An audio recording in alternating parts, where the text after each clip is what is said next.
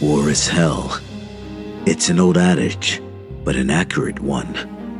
The death, loss, and suffering which comes from violent conflicts touches everyone involved, civilians and soldiers alike, and on all sides of the dispute. No one walks away unscathed. Some wars are necessary, of course.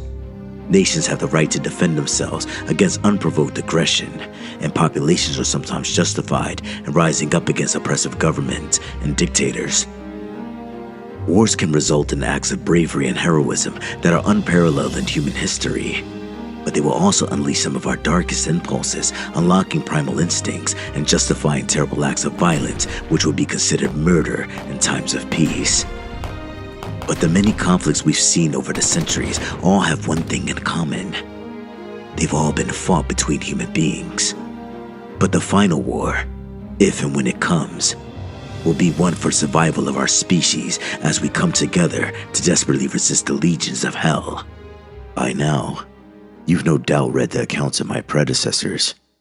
The history enthusiast who visited a secret museum telling the story of a future apocalypse, and the student who unwittingly stumbled into an alternate universe, attending a lecture charting hell's victory over Allied and Axis forces during World War II. And who am I, you might ask? Well, that's not really important. I wish to remain anonymous for my own reasons, but let's just say that I have a vested interest in these tales of hellish conquest and extinction events. Many will write them off as nothing more than scary stories on the internet, but I always believed there was more to it. I went out to seek the truth and I found it. A big part of me wishes I hadn't embarked on this dangerous quest. The acts of bloody violence and wanton slaughter I've witnessed, those appalling images will be burnt into my memory forever. But still, I alone have seen the full picture, and I'm here to tell you the truth. Yes, we are facing a terrible fight for survival, and sadly many will suffer and die. But the outcome of the final war is not inevitable, and we are not facing this threat alone. But I'm getting ahead of myself. Let me start from the beginning. My fascination, or rather my obsession, with the myth of the final war led me to some dark corners of the internet and far-flung places in my relentless search for clues. It was one of these hidden forums that led me to a unique living history tour, which one anonymous poster described as a life-changing experience. I recognized the code words, knowing how similar posts had led the history enthusiasts to the hidden museum, and so my curiosity got the better of me, and I took the bait. The location of the tour was marked by GPS coordinates. When I looked it up on Google Maps, I instantly had a eureka moment. The starting point of the tour was a field just south of Thiepval on the banks of the River Somme in the northeast France. This was of course the site of one of the most bloodiest battles in human history back during the blood-soaked summer of 1916. As Allied and German forces fought a horrific war of attrition in the muddy fields and trenches along a front line that barely moved in years.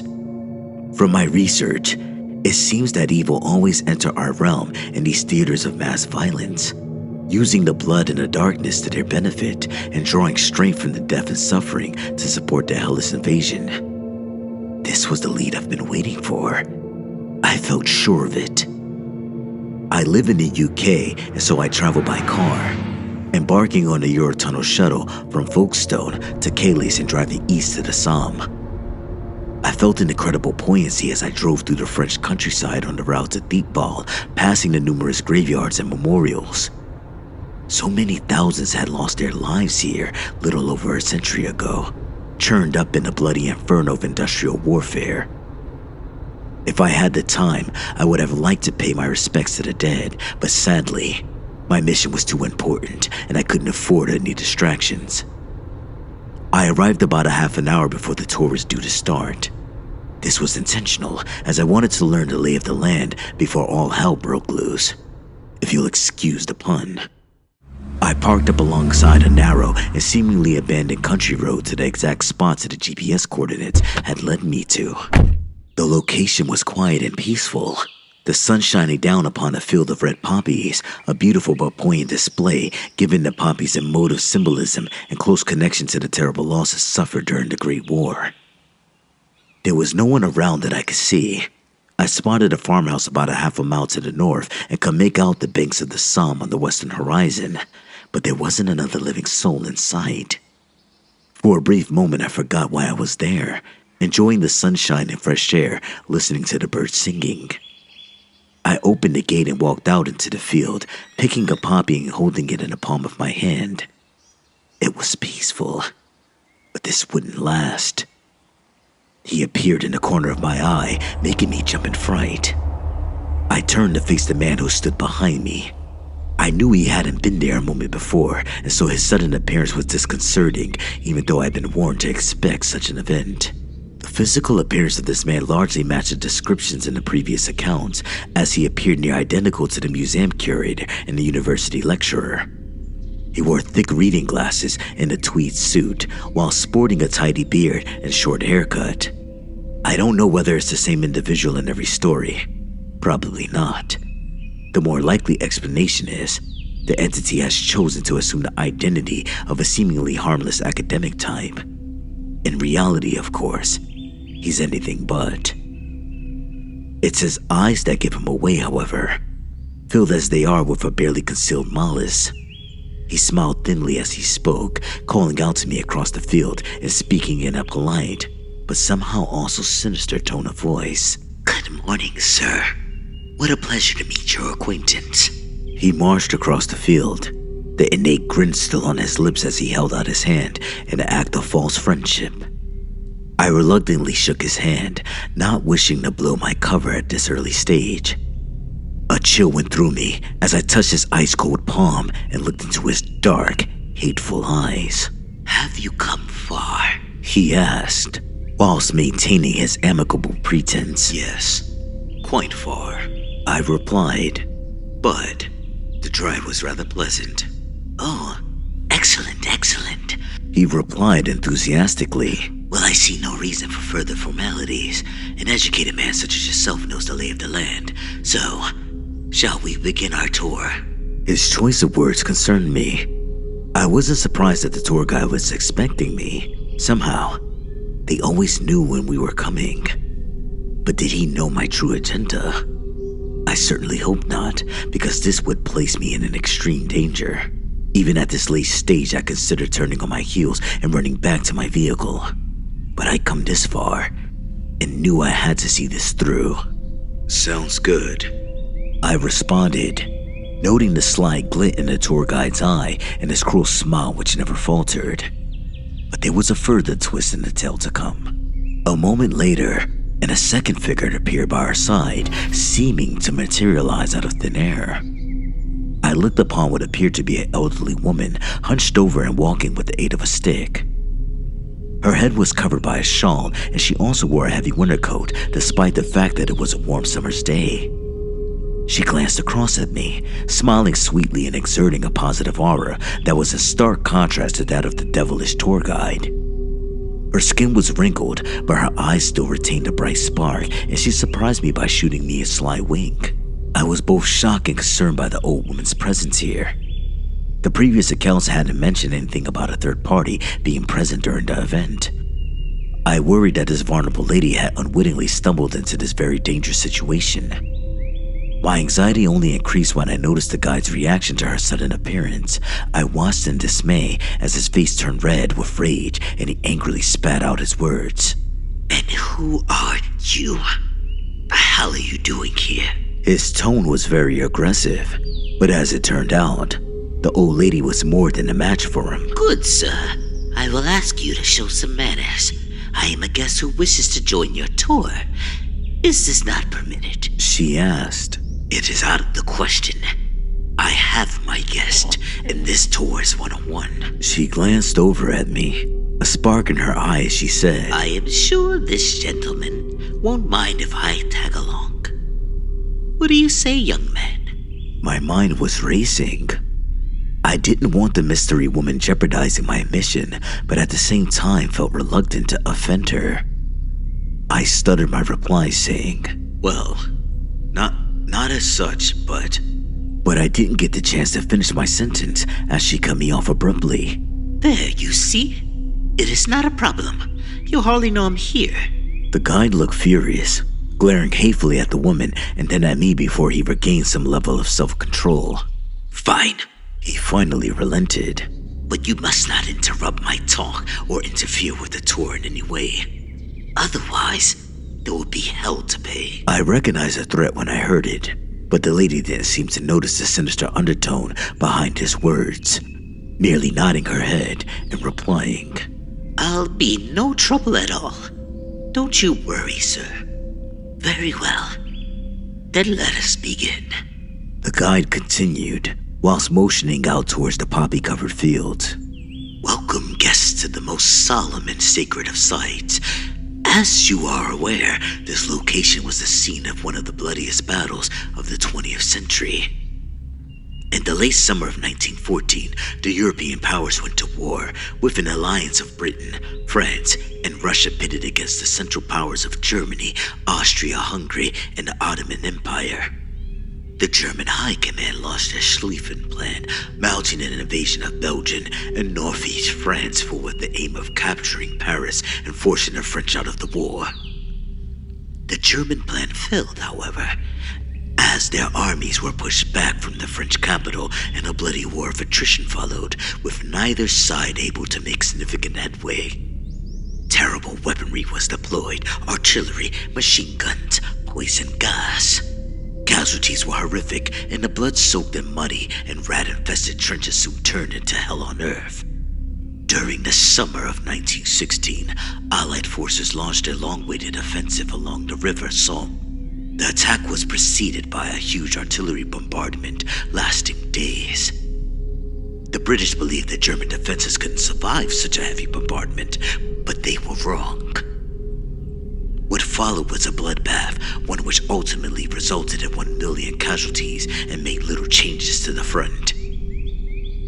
Right here, where we stand, the British Sixth Corps pushed forward across no man's land on the 1st of July 1916, the bloodiest day in the history of the British Army. On this ground, just over 100 years ago, thousands of men died under a rain of fire. It's hard to imagine such death and suffering occurred here, isn't it? Yes, I answered truthfully, as I cast my eyes over the tranquil fields. Time is a great healer, the old woman added. Well, time isn't something which concerns us here. We offer a unique experience, one which allows our guests to see and hear firsthand what war's really like. I stared at the tour guide in confusion, asking, What do you mean? The guide smiled sadistically, and my heart froze, because I knew something bad was coming. But the trick that bastard pulled was really unexpected. All he had to do was click his fingers to turn the world upside down. I felt a surge of energy and was temporarily blinded by an intense light brighter than the sun.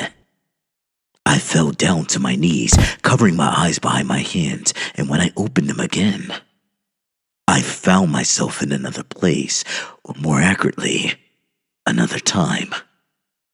The poppy fields, trees, tidy fences, and farmhouse were replaced by a dead landscape of mud, barbed wire, and shell craters. The sun had risen on the far horizon, but there was no joy in this new morning. As soon as I surveyed my surroundings, my eardrums were almost burst by a series of almighty explosions and unholy fire raining down from above. I looked to the east and saw the shells falling, the blasts hitting the trench line and concrete bunkers. When I turned to the west, I saw the guns lighting up on the horizon with a second trench line in front of them. To my horror, I realized we'd been transported back to July 1916, right in the middle of the battle. What's worse, the three of us were standing in no man's land between the British and German lines. I told myself that it couldn't be possible, that this must be an optical illusion of some kind, but it all seemed so real. The mud beneath my feet, the thundering sound of the artillery barrage, and even the smell. The cordite, smoke, and awful stench of rotting corpses. I I was understandably terrified because I suddenly found myself standing in the most dangerous spot on Earth, stuck between two industrial-age armies and their deadly array of weaponry. But when I looked to my mysterious companions, I saw they had no such fear. "Do not worry, sir," said the guide, his voice somehow audible even above the hellish din of the artillery. "You are quite safe as long as you stay by my side." I looked to the old lady for assurance, as she seemed privy to whatever devilish trick the guide had pulled to bring us to this hellscape. "This man will lie to you about most things, but on this, he is telling the truth," she confirmed. I shook my head in dismay, my brain still unable to comprehend what was happening to me. I knew going in that this wasn't going to be easy and had fully expected to witness terrible things, but this was beyond my wildest imagination. I froze to the spot, suddenly realizing that the artillery bombardment had ended and an eerie silence had come over the battlefield. But of course, it didn't last long. Then I heard a series of sharp whistles from the British trench line, and I watched on in horror as ladders were raised and helmeted Tommies emerged, striding out into the killing fields. "My God," I swore, and tears rolled down my cheeks as I watched the tragedy unfold. "And here they come, lambs to the slaughter," said the tour guide, a sick smile across his face as he spoke. "Lions, led by donkeys," the old lady added, a terrible sadness in her voice. The first wave of soldiers were barely out of the trenches before the machine gun fire began. A relentless barrage of bullets which cut human beings to shreds. Soldier after soldier fell, dropping dead or wounded in the mud and wire, their awful screams audible even above the heavy din of gunfire. But still they came, company after company of brave men throwing themselves into the breach, stepping over the body of their kinsmen as they pushed forward towards the German lines. We were literally standing in the middle of this living hell, watching as bodies fell all around us. But, thanks to whatever black magic the guide had conjured, it appeared we were safe from harm. The soldiers on both sides weren't able to see us, and the bullets and shrapnel couldn't hurt us. There was death and devastation all around us, but it was like we were contained within some kind of protective bubble. But still, no man's land was a living hell, and as young men continued to fall in a wanton slaughter, their fragile bodies torn apart by high-velocity bullets and their blood and guts littering the battlefield. One young soldier fell only feet away from where I stood, dropping his rifle as a bullet pierced his chest. He looked up as he fell, his eyes full of pain and fear. I swear he made eye contact with me for a brief moment before he took his final breath and left the mortal plane. The old lady walked up beside me and spoke into my ear. "Such a sad thing, to see a young life snuffled out so violently. He died alone and scared, so far from home. What was his name? Where was he from? What were his hopes and dreams? Each death in its own individual tragedy, and there are so many." Her words moved me, but they clearly angered the guide. "Blah! Enough of this sentimental rubbish," he snarled. "War is war, and besides, the main event is still to come." I shot him a look, wondering what he meant, and all of a sudden everything stopped. The machine guns and artillery all ceased, and the advancing troops, those who were still alive, stopped in their tracks, simply standing still in the middle of no man's land. I felt concerned, wondering what the hell was happening. Had a ceasefire been called? No, that couldn't be right. It didn't match the history I had learned. I had a terrible feeling deep in the pit of my stomach, knowing that something horrifying was about to occur. The ground beneath our feet shook, and I almost fell down into the mud. I looked to my companions and noted the sharp contrast in their expressions. The old lady's face was filled with sorrow and a look of sad resignation. Meanwhile, the guy was almost giddy as he watched the chaos unfold. Violence and death on this scale, this carnage always presents an opportunity for our forces. But of course, you already know this, don't you, sir? He winked at me in a frightening fashion, and I knew right then that he was on to me. I opened my mouth to speak, but didn't get a chance to respond. As a moment later, the two trench lines lit up in a fiery inferno.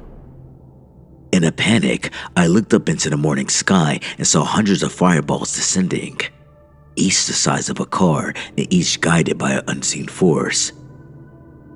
They hit both the British and German lines simultaneously and with deadly precision, setting the trenches on fire and causing utter carnage. Our initial attacks are infinitely more successful than artillery strikes, announcing the guide. Delving deep underground and incinerating men inside their bunkers. The mortals don't stand a chance. As if to emphasize his point, I heard the chilling cries of men being burnt alive, and my nostrils were filled with the foul stench of burning flesh. It was difficult to imagine a battle as brutal as the Somme becoming even more horrific. And yet, this was what I was witnessing.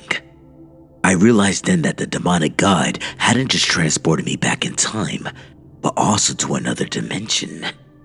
One where Hell's Legions had chosen 1916 as their year of invasion. The fiery orbs almost came first. I knew this from reading the previous account. But this wasn't the end of the assault. I turned slowly, seeing movement out of the corner of my eye. Glancing downwards, I was horrified to witness the dead soldier suddenly twitch and then move. His body brought back to life by a dark force. His joints cracked as he clumsily stood, his eyes dead and his jaw hanging open. He looked like some kind of meat puppet held by an invisible string, and for a brief moment, he, or rather it, stood still, seeming to stare straight at me. When it charged, I screamed, and my instincts told me to flee. But when I tried to run, the old lady grabbed my arm tightly, holding me back. I was surprised by how strong she was. Don't, she ordered. If you leave this circle, you will die. And she was right. The reanimated soldier ran right past us, instead sinking his teeth into another British Tommy, hungrily devouring a young man who may have been his friend only minutes before. I turned away in disgust from the gore, only to discover this gruesome scene was being replicated all across the battlefield as thousands of British and German soldiers came back in a zombified state, launching savage attacks against the living. Former enemies became allies as they desperately fought back against the zombie hordes, firing rifles and machine guns and ultimately fighting back using bayonets and rifle butts. But it was futile, as every time a man fell dead, he would immediately come back on the enemy side. Soon, all of No Man's Land was dominated by the zombie hordes, and they hunted down the survivors in a bloodthirsty frenzy, tearing men to pieces with their bare hands and feasting upon their still warm flesh. I was horrified, dropping to my knees and vomiting in the mud, my whole body shaking as I felt like I was going to pass out. The old woman placed a delicate hand on my shoulder and spoke soothing words into my ear. There, young man.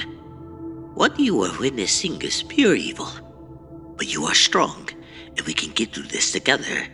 The guy responded with cruel mockery, however, looking down upon me with utter contempt. Oh, dear sir. Are you feeling poorly? All a bit too much for you, I suppose. Well, we're just about done at this location anyway. Time for a change of scenery. How about some sea air?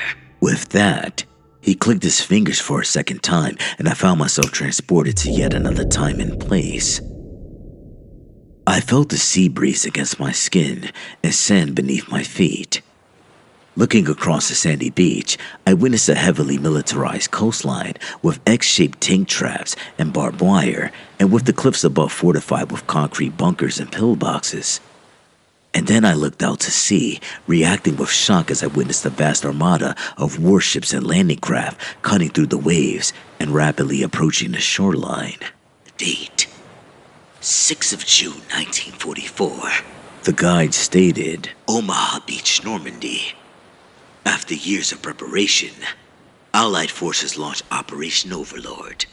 The invasion of Germany-occupied France. The Allies enjoyed substantial superiority in the air and at sea. But the German coastal defenses are strong, and the first wave of infantry will be vulnerable. A supreme sacrifice those young men will make. The old lady added. Traveling halfway across the world to fight against an evil regime, all in the name of liberty. We bear witness to heroics even in these dark times. They fight because they believe there's something greater than themselves. The guy snarled at the woman, casting her a hateful look. The tension between the two was growing, and I feared how it would end. But there wasn't time to think about that now, as once again the chaos of battle took a hold of all around us. Shells flew over our heads, with Allied destroyers bombarding the shore fortifications and German 88 guns shooting back at them. Several of the landing crafts were hit, exploding into fiery infernos, the GIs on board dying horribly before they even reached the beach. The next wave didn't fare much better. As soon as the craft reached the shore and landing ramps came down, a heavy barrage of bullets from the German machine guns tore into the American soldiers, killing and wounding dozens in a matter of minutes. Still they came, advancing up the beach, using the metal obstacles for cover as they returned fire and slowly pushed towards the cliffs. Many men were dying before my very eyes, and it was a horrific sight. But I was also confused. I was thinking back to the student's account, the one who attended the lecture in the alternate hellish realm.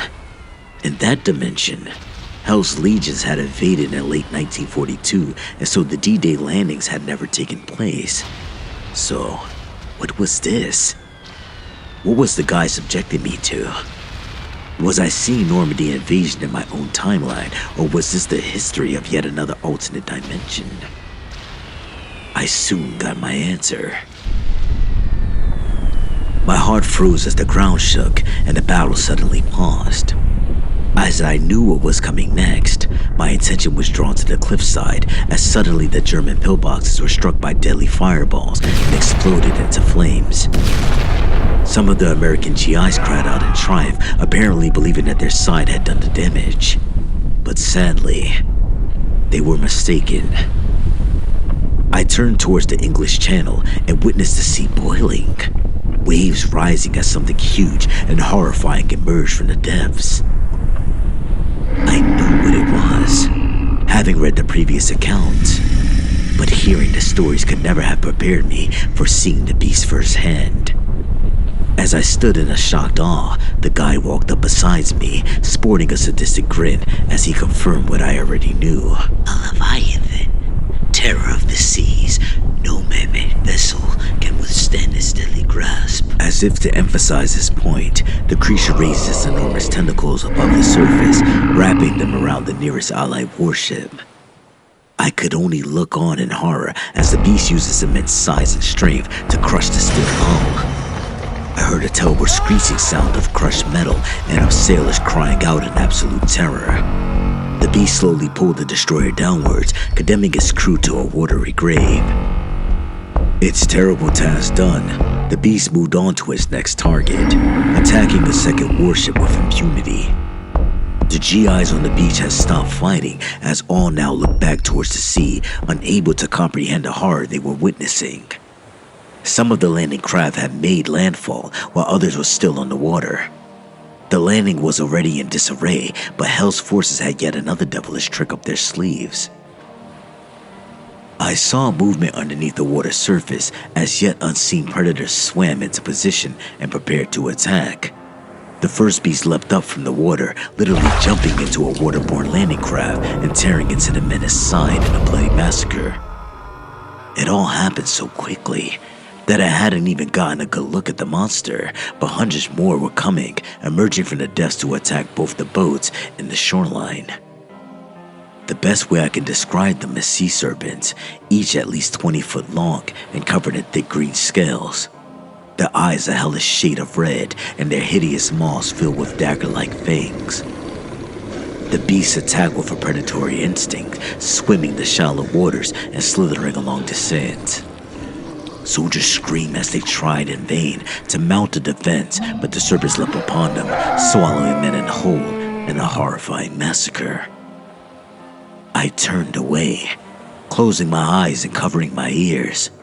Once again, the old lady came to my aid. Remember, young man, the so-called guide is a liar.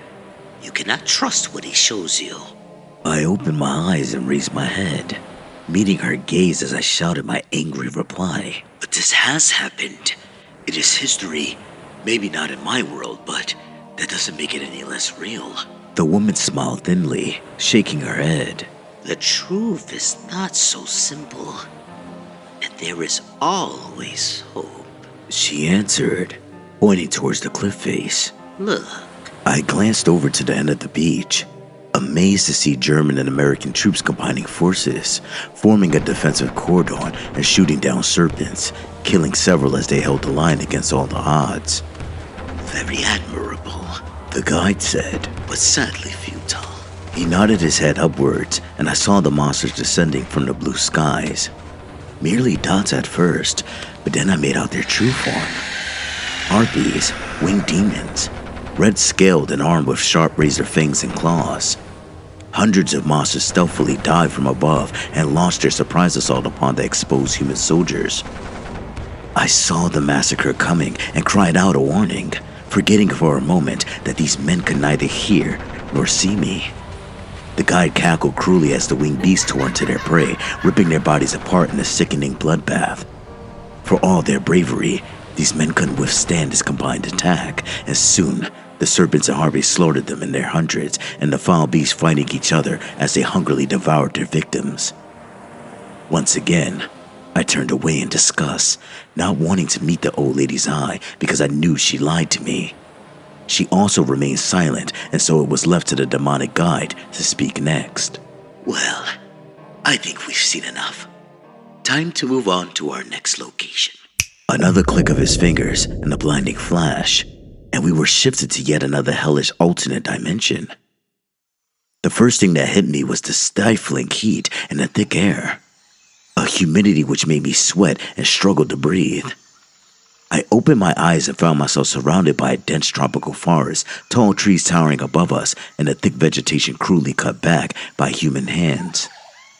I realized then that the guide had transported us to a different continent as well as time and dimension. We were now in the tropics and witnessing a very different type of conflict. In most dimensions, the Second World War ends with the Allies victorious, the guide calmly explained. But soon after, a Cold War breaks out between the United States and the Soviet Union as an Iron Curtain descends and the world is divided between the communist and capitalist blocs. The advent of nuclear weapons makes all-out conflict unlikely, as neither side wants to risk triggering an apocalypse. This development frustrates my master's objectives, but there are still opportunities in the chaos as the two superpowers vie for control and influence across the globe. This results in brutal proxy wars such as this, unconventional conflicts, but no less brutal and bloody. He paused briefly, waving his hand to draw attention to our surroundings. Welcome to Indochina, 1968.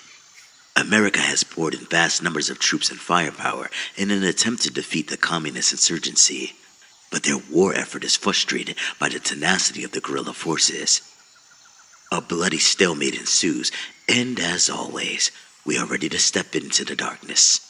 Our attentions were drawn to the skies above as I heard the recognizable drone of rotor blades and spotted the Huey troop-carrying helicopter descending, noisily making landfall in the rice paddy field where we stood. The powerful gust of hot air hit me, and the intense sound of the rotor blades spinning blocked out all other sounds.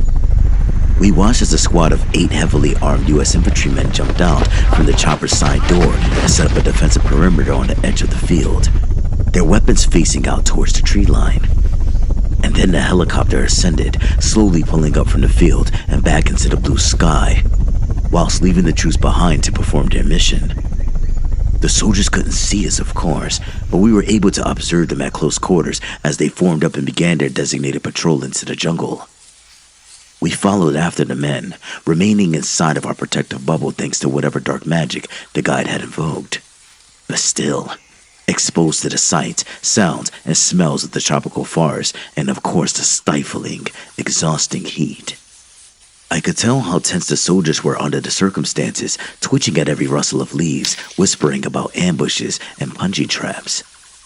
This was the frightening reality of counterinsurgency warfare, where an attack would come from anywhere at any time, and there were no clearly defined front lines. We hadn't walked for long before we reached the clearing, casting our wary eyes upon a small village of bamboo huts, and my nostrils were again hit with the foul stench of death. We watched as the American soldiers discovered the first body, followed by another, and another. The squad would have descended into blind panic had it not been for the stern orders of their sergeant. Keep your shit together, boys. He boomed. We still have a job to do. Watch the tree line and look out for booby traps. His men reluctantly obeyed orders, but the panic conversation continued as more bodies were found. We saw what they saw, and I was sickened by the carnage. Clearly, the dead were Viet Cong fighters, but rather unarmed civilians. Old men, women, and children. Not only that, but their bodies were badly mutilated, torn apart, leaving blood and entrails scattered across the forest floor. There were seemingly no survivors, as even the village's livestock, goats and chickens, had been similarly slaughtered. It was sickening. We listened to the troops' hurried chatter as the situation grew even more tense. What the fuck? Did Charlie do this? One young private asked. Maybe. Although I've never seen a massacre like this, replied the sergeant. I don't think a human did this. Chirped in another man. Look at the bite marks on the bodies. It looks like an animal attack to me. That's crazy, answered the sergeant. No animal could do this. But he didn't sound too sure. There was a terrible atmosphere in the air as the soldiers held a silent vigil over the dead. It seemed certain that something bad was about to occur, and so it was hardly a surprise when the attack was launched. A man screamed, pointing to the deep undergrowth as a pair of glowing red eyes appeared in the shadows. There followed a deep, animalistic growl, and then the bloody chaos. A beast moved rapidly out into the open, a blur of fur and teeth that pounced upon the nearest soldier before he could react. The man screamed, firing his M16 blindly into the air as he was knocked down and then mauled in a gruesome manner, the beast tearing into his chest and ripping out his heart. The rest of his squad reacted with shock, as nothing in their training or experience had prepared them for this. Contact! The sergeant cried as he raised his rifle and fired. Holy shit! They're everywhere! Screamed another man. And sure enough, several more of the hellish beasts emerged from the surrounding forest, launching savage attacks at lightning speed.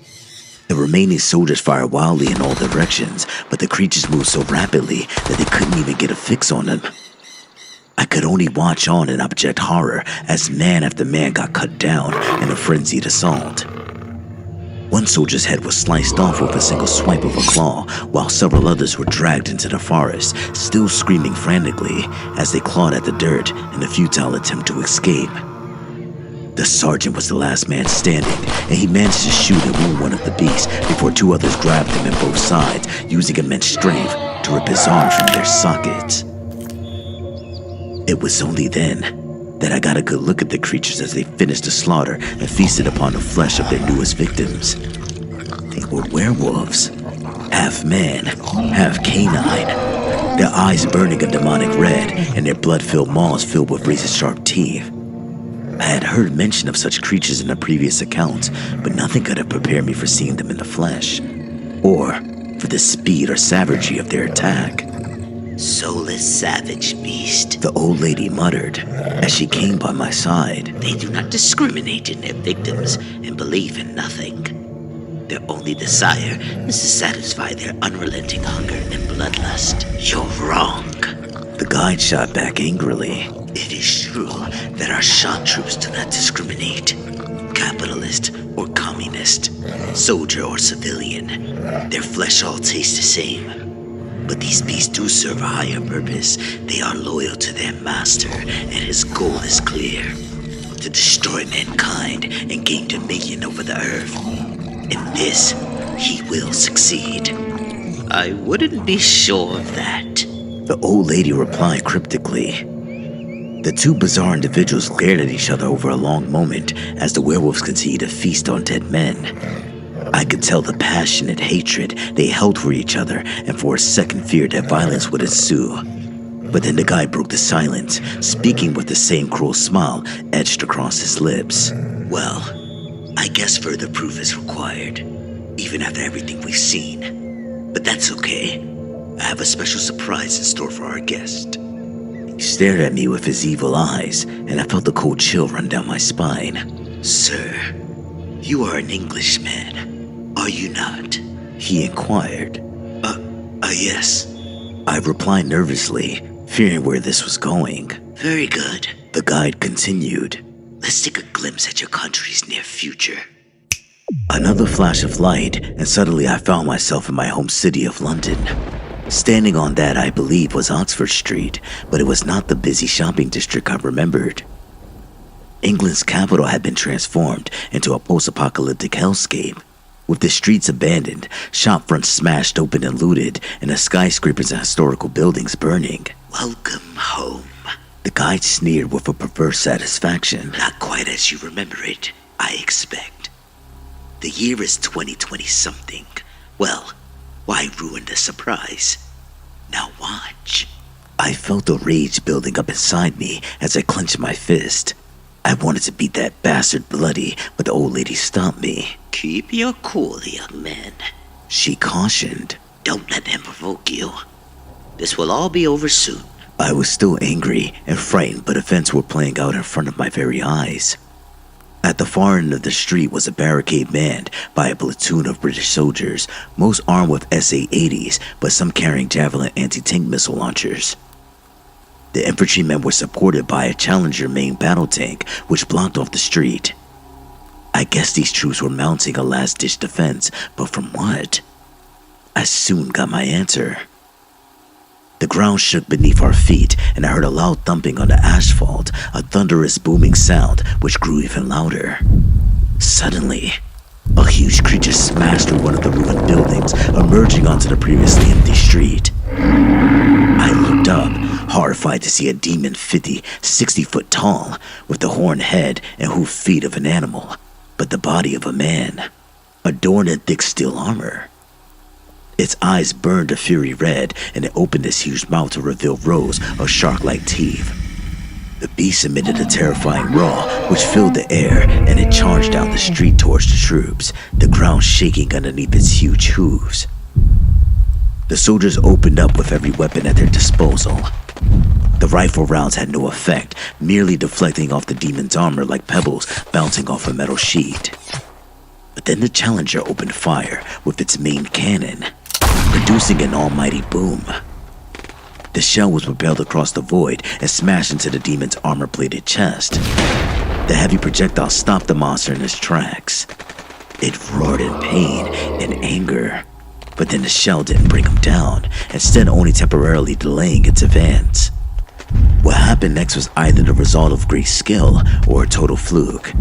A javelin missile soared through the air and hit the charging demon directly in its left eye. The projectile tore through the soft tissue and exploded inside the demon's brain. The monster was instantly killed, its huge frame falling and crashing down onto the street only yards away from where we stood, the sheer weight of its enormous body cracking the concrete beneath it. The soldiers cried out in triumph, and I shared their elation. From what I read in the previous accounts, these Goliath-like demons were thought to be virtually indestructible, but what I just seen proved that they could be killed. But then I remembered something else from the stories. These demons always fought in threes. The second demon suddenly emerged at the far end of Oxford Street, raising a crossbow-like weapon to its shoulder and firing.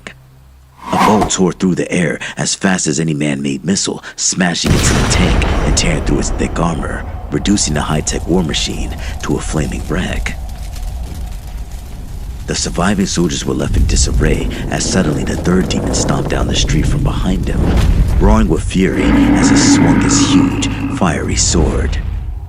I could only watch in abject horror as the demon killed a half-dozen trees at once, slicing them in half and staining the footpath with their blood and gore. The survivors broke, fleeing in all directions whilst firing wildly at their giant attackers. I doubted they would get far. Well, that's the end of that. The guide said, with that same cruel smirk on his face. He pointed to the entrance of the tube station across the road. The rats always flee underground at times like this. Let's take a look. He began walking across the rubble-strewn tarmac, ignoring the monstrous demons as they picked off the remaining soldiers, one by one. I didn't follow straight away, instead looking to the elderly woman for reassurance. It won't be easy, She explained. but you need to see this. It's too late to turn back now, young man. I nodded my head and we proceeded across the street, following the guide down the stairs to the station below ground. Once we passed through the smashed-up turnstiles, we witnessed yet another horrifying scene. Perhaps the worst yet. There were a few other soldiers down here, a mix from different regiments and even some armed with Met police officers.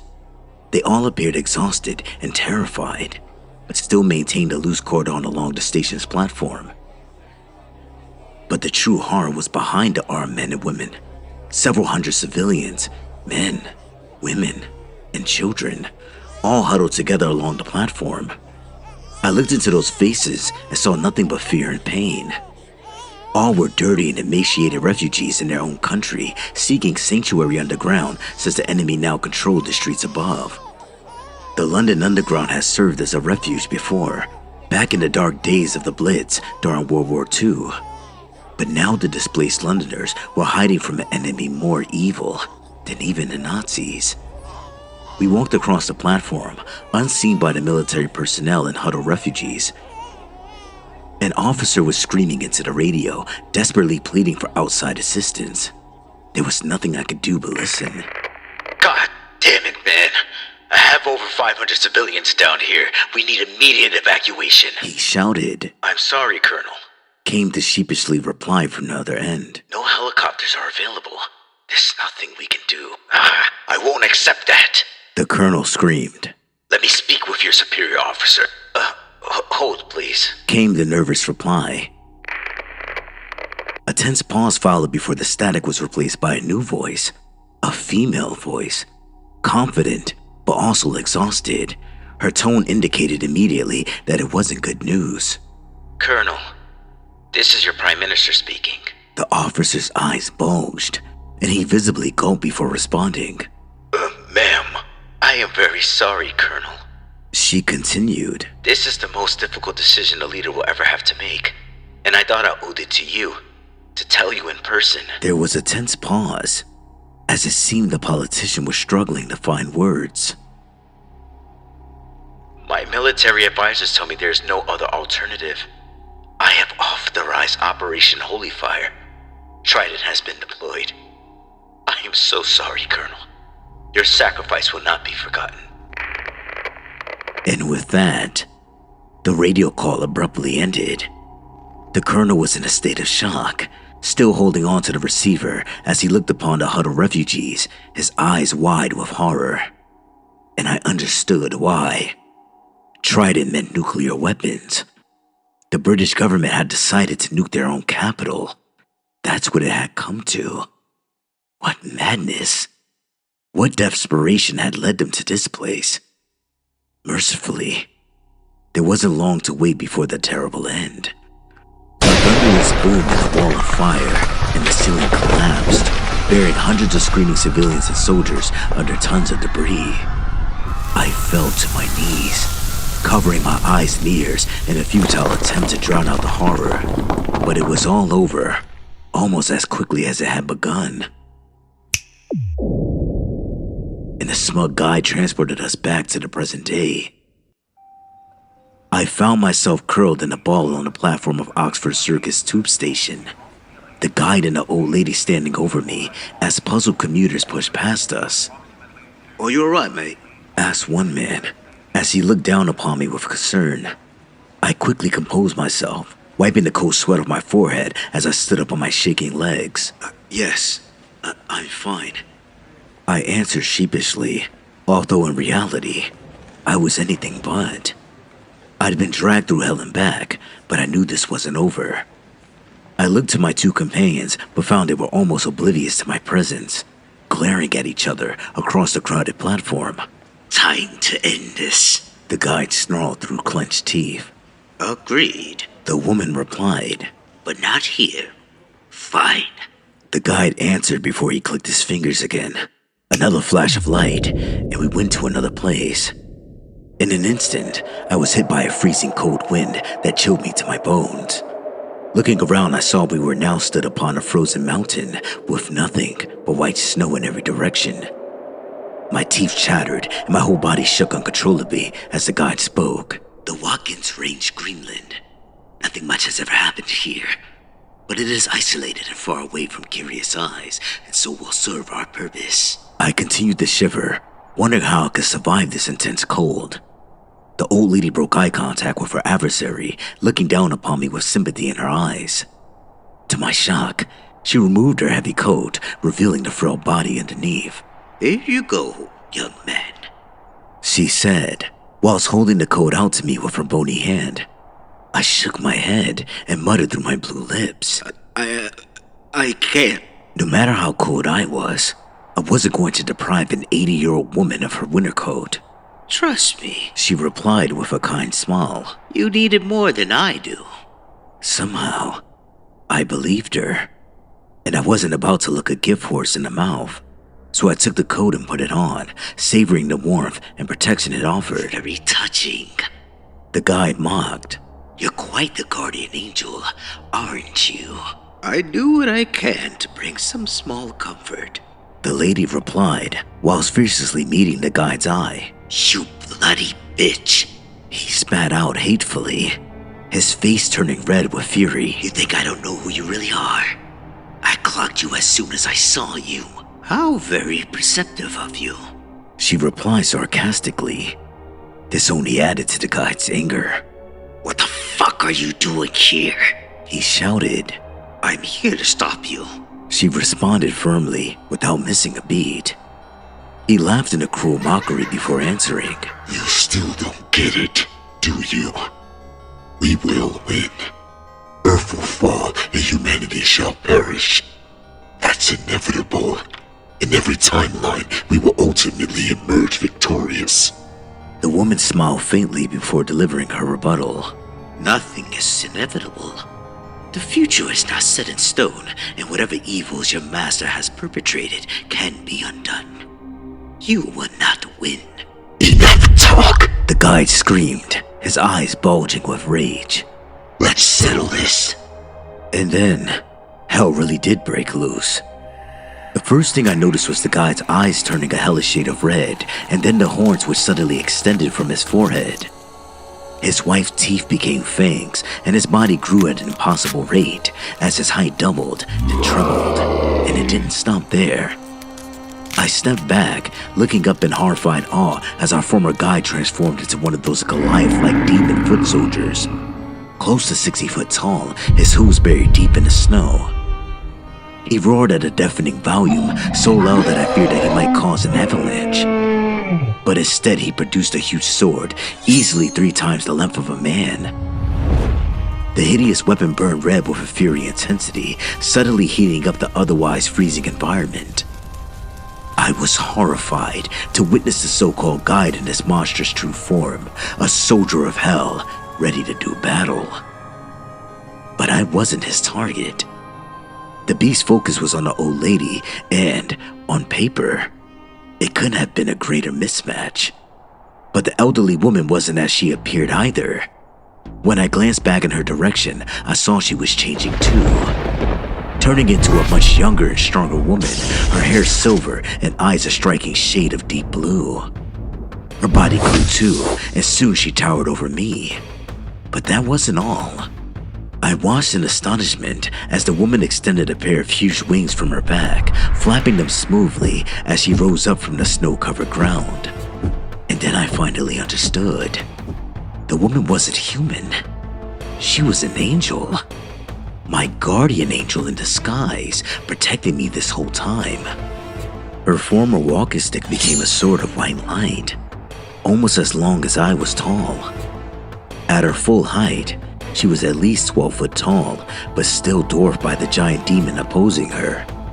I didn't know how she could win this fight, but my angel was full of surprises. The demon roared once more, charging across the snow as the whole mountain shook beneath his huge hooves. He swung his mighty sword with brutish strength, attempting to slice the angel in two. While he had the size and strength, she had the speed and agility. The angel flew out of the path of the fiery sword, deftly avoiding the killer blow. The demon roared in frustration as it pulled his sword out of the snow, but the angel had already launched her counterattack, soaring in low and cutting her enemy across his thighs, slicing deep into the exposed flesh. The monster cried out in pain, angrily swinging his sword in her direction, but once again, she dodged the blow and struck back. The routine was repeated several times over, with the demon thrashing out and the angel avoiding the blows before launching her own small attacks, cutting the beast repeatedly on his chest, arms, and legs. I guess she was trying to kill the demon through 1,000 cuts, gradually draining its strength and bleeding him out. It was a good strategy, but her luck didn't last. The angel was a fraction too late as the fiery sword came down upon her.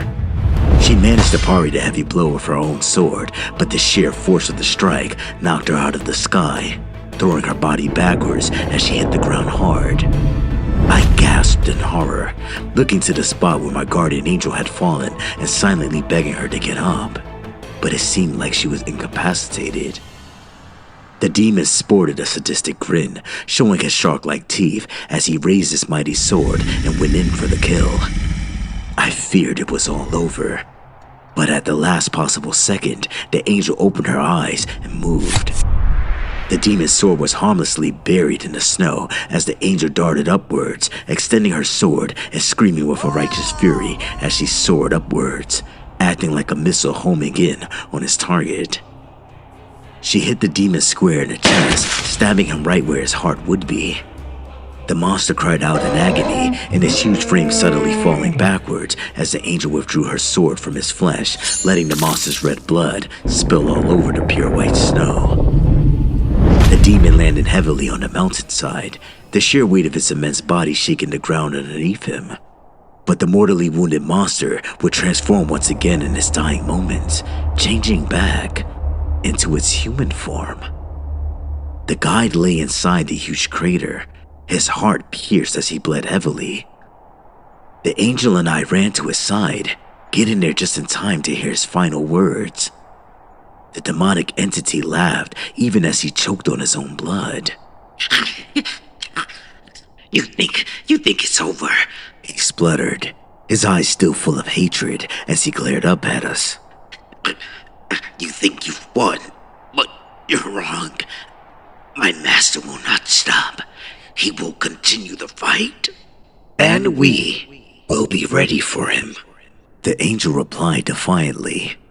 The guide tried to speak again, but instead, the blood poured from his open mouth and he closed his eyes for the last time. I breathed a deep sigh of relief, although was still in a state of shock after witnessing the violent struggle. The angel sheathed her sword and smiled at me sympathetically, her eyes now filled with kindness. Come on, young man. Let's get you home. There followed a flash of light, and suddenly I was back where it all had started. A poppy field in northeast France, in the current day in my own timeline. I looked to my companion and saw she had returned to her previous form, that of an elderly, frail, and seemingly harmless lady. She held out a hand expectantly and said, My coat, please. I gladly removed the garment and handed it back to her, although I wouldn't soon forget the warmth and comfort the coat had offered me in my time of need. I watched as she put the garment back on to cover her frail form, although I now knew this was merely a facade. I am grateful to you, I said nervously. but there's still so much I still don't understand. She smiled at that. You understand more than you think. You came here looking for answers, and you found them. The threat posed by the legions of hell is very real. And someday, perhaps someday soon, they will launch their invasion on your world. The conflict will be brutal and bloody, and sadly, many will perish. But the outcome is not inevitable, and you are not alone in this fight, and together we will triumph against evil. You just need to keep the faith. She paused, looking out over the fields and pointing towards the bright sun on the far horizon. Even here, there is beauty. After all the suffering and death that once occurred where we stand, there is always hope for a brighter future. Remember that, young man. I looked to the horizon briefly, and when I turned back, the woman was gone, leaving me all alone in the field with my thoughts. So, there you have it, good people. My story in its entirety. It's far-fetched, and many of you may not believe it, but I swear my account is the truth. I'm telling you all this to back up my predecessors and also to pass on the warning. War is coming, but all is not lost. There is much darkness in this world, but there is also light. And they say the night is always darkest before dawn. Godspeed, my friends.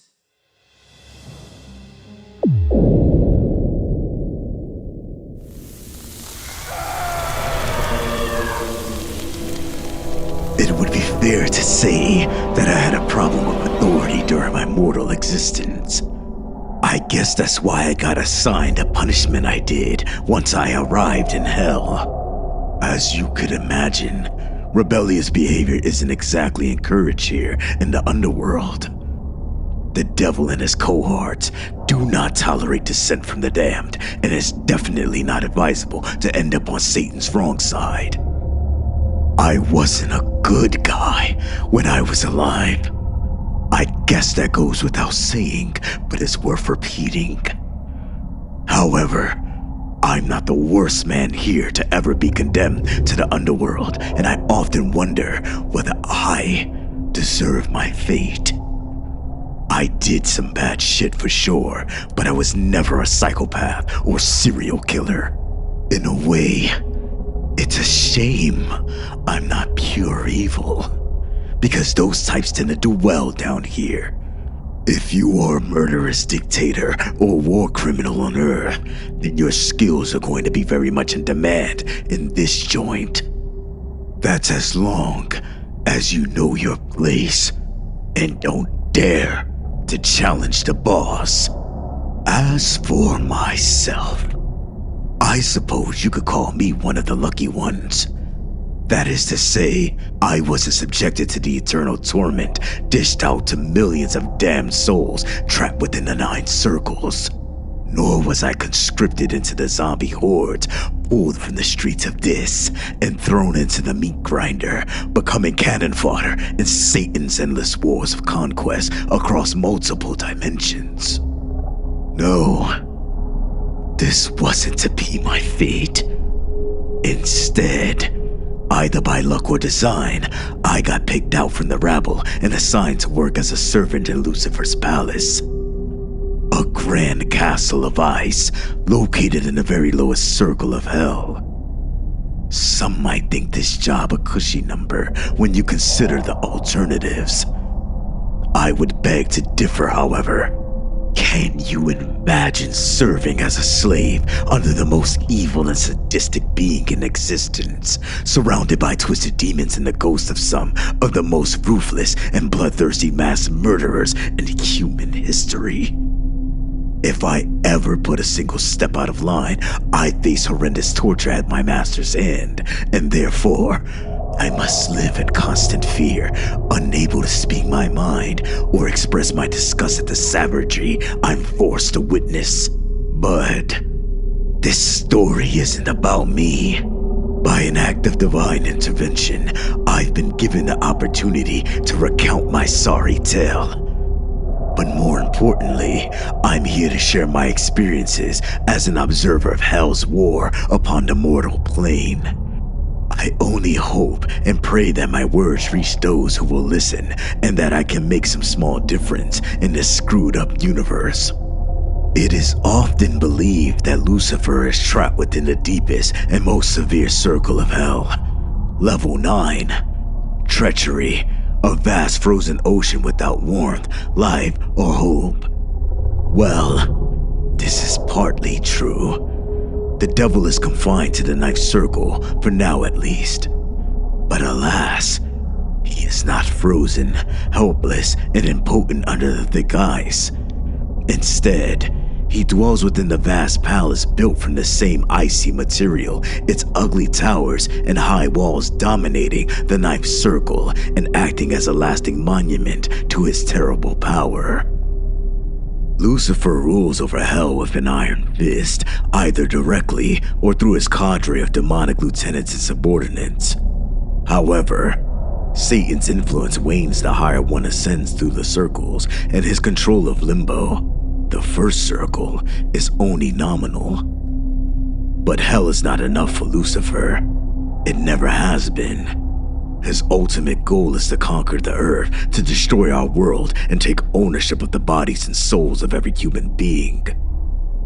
This is what he's been working towards for millennia, and there's nothing he won't do to achieve his victory. And how do I know this?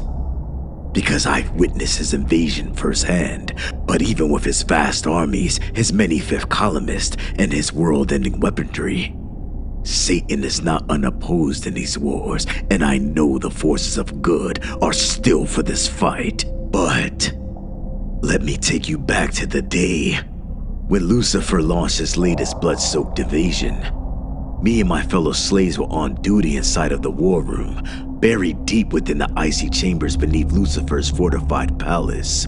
How can I describe the war room? Well, my descriptive skills are likely not up to the task, but I see the room as a cross between a futuristic military command center and a medieval great hall. The walls were carved from the ice many thousands of years ago, and as you would imagine, the interior is bitterly cold, at least for us damned souls who are dressed in little more than sparse, filthy rags. We shivered through our duties, knowing all too well the harsh penalty for making any complaint. In the center of the chamber sits a huge round table made from the finest marble. The fact that the table is circular might suggest that all who sit around it are equal in status, but I can assure you that isn't the case. Lucifer sits upon a mighty throne of twisted iron which towers above the wooden chairs of the other attendees. There is no doubt who is in charge inside of that room, and all others are in fearful awe of Satan's immense power. The military operations are managed through a three-dimensional projection of our globe, which appears above the center of the vast round table, although whether this visual representation is created by advanced technology or black magic, I cannot say. In any case, Lucifer and his generals are able to zoom in to observe the many battlefields around the globe, projecting images of extreme violence for the viewing pleasure of the sadistic audience as they watch their bloodthirsty invasion play out. One thing you need to understand about hell is that time moves at a different rate than on our own world. It seems that Lucifer can bend time and space to his own will. In any event, an invasion which may last weeks, months, or even years on the mortal plane can pass in mere hours or minutes inside Hell's war room. As for the role of me and my fellow slaves, well, our job is to cater to every whim of Lucifer and his demonic generals. We will bring them fresh meat, whose origins I dare not imagine, alcohol, narcotics, and sexual partners of their preference, although Lucifer forbids such activities during wartime as being unnecessary distractions. And sometimes, our only function is to act as punch bags for their verbal and physical abuse.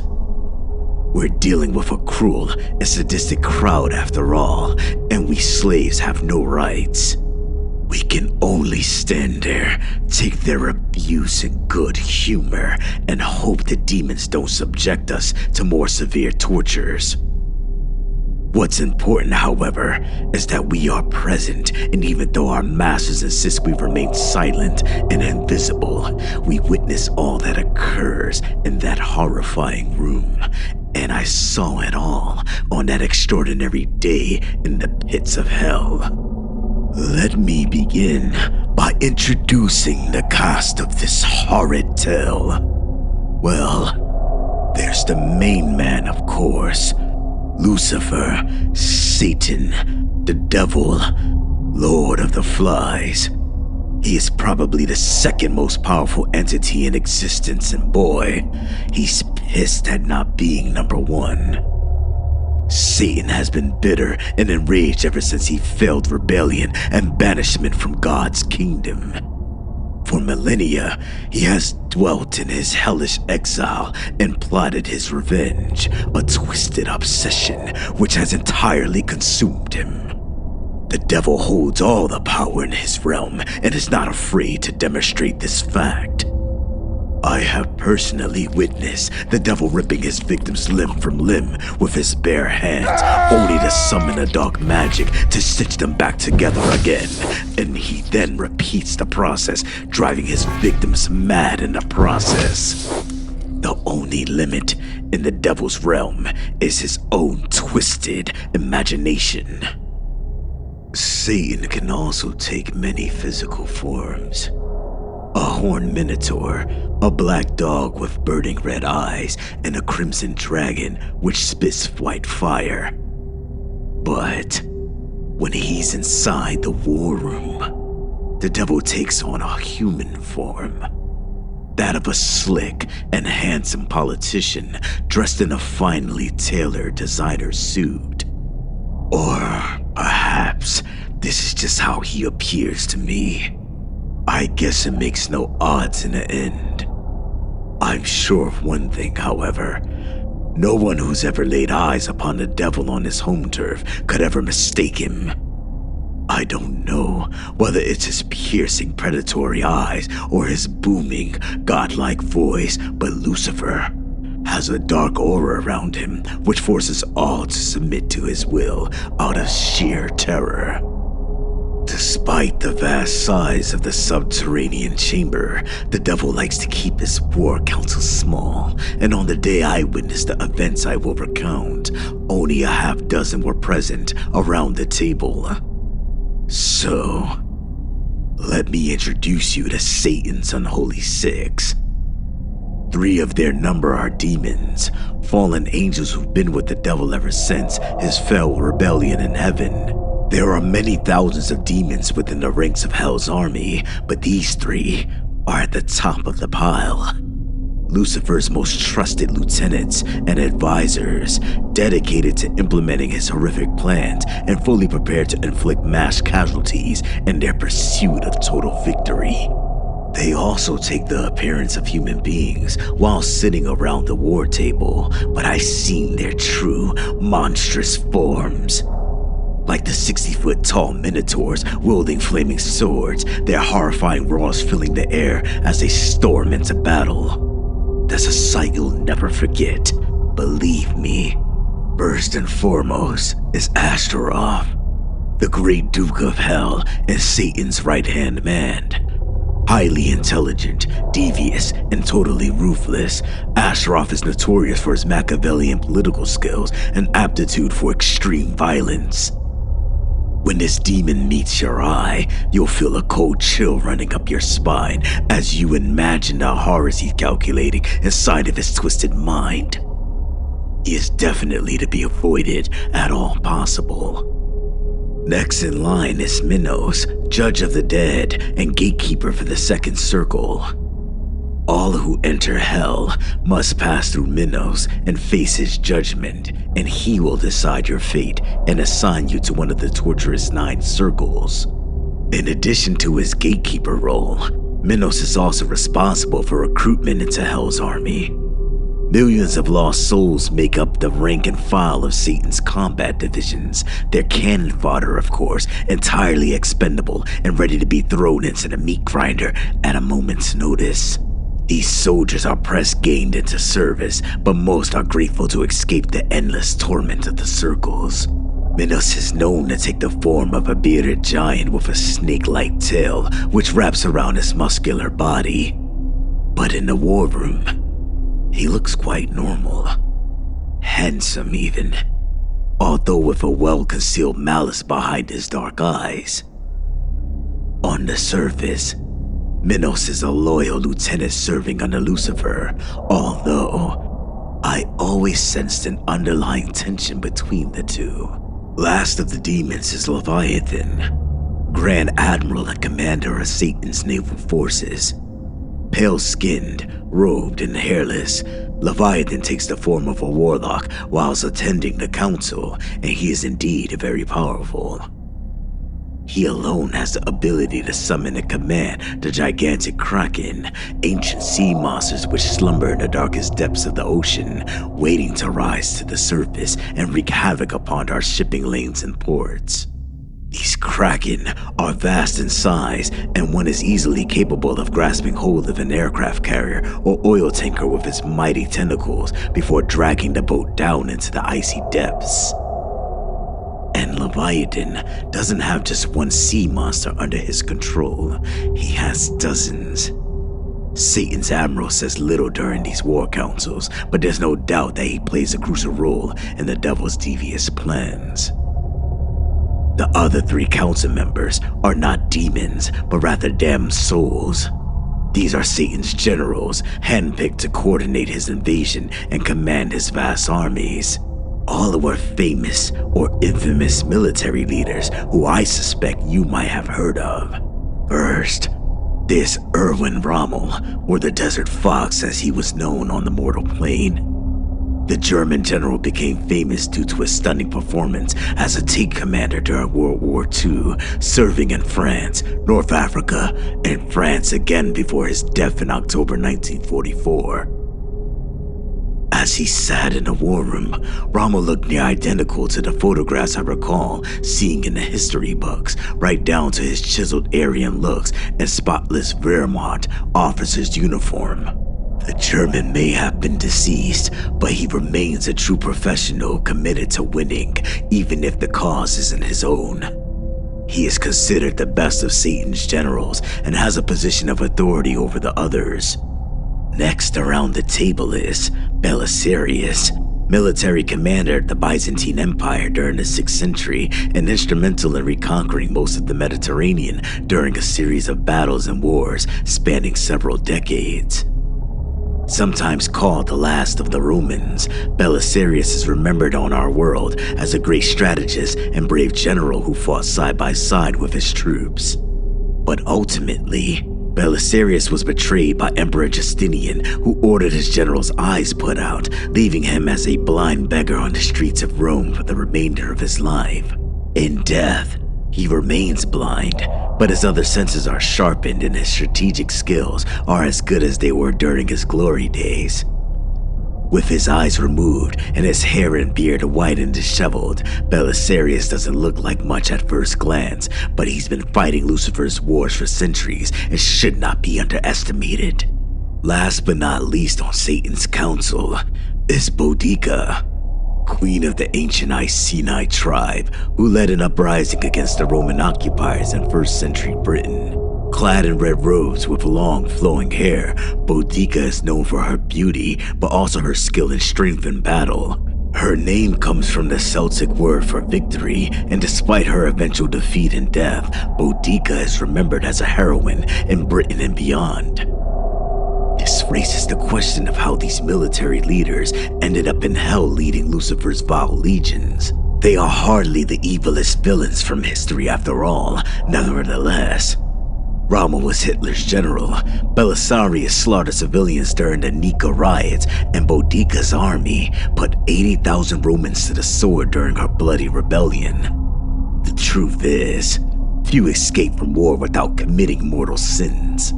And you're probably wondering, Why the worst monsters and mass killers from history don't have a seat at the table. Where are Genghis Khan, Hitler, Stalin, and Mao, you might ask? Well, don't worry. They're all here in hell. The trouble is, such megalomaniacs don't take well to being number two, and Satan never fully trusts these dictators as he fears they'll stage a revolt against his rule. For those reasons, these human monsters are regulated to the very lowest level of hell, a little-known torture chamber located beneath the frozen sea of the Ninth Circle. Down in the icy depths, they are subjected to unimaginable and endless torture. You can sometimes hear their desperate, mad screaming through the ice, a chilling reminder of the fate of those who would dare challenge Satan in his own kingdom. So, on that fateful day, the huge ice chamber which served as the devil's war room was the place of work for me and two other damned souls. I don't know their names, or what they did in life to end up down here. One learns pretty quickly that hell isn't a place for making friends. The two young men who served alongside me were anonymous and largely silent, but I could see the pure terror in their eyes and knew they were as scared and horrified as I was. But that didn't make us allies. Desperate souls have a habit of stabbing you in the back. It's every man or woman for themselves in hell. I learned this lesson the hard way. The three of us stood silently at the back of the chamber beside a table of both raw and cooked meat, countless bottles of alcohol, and drugs of every description.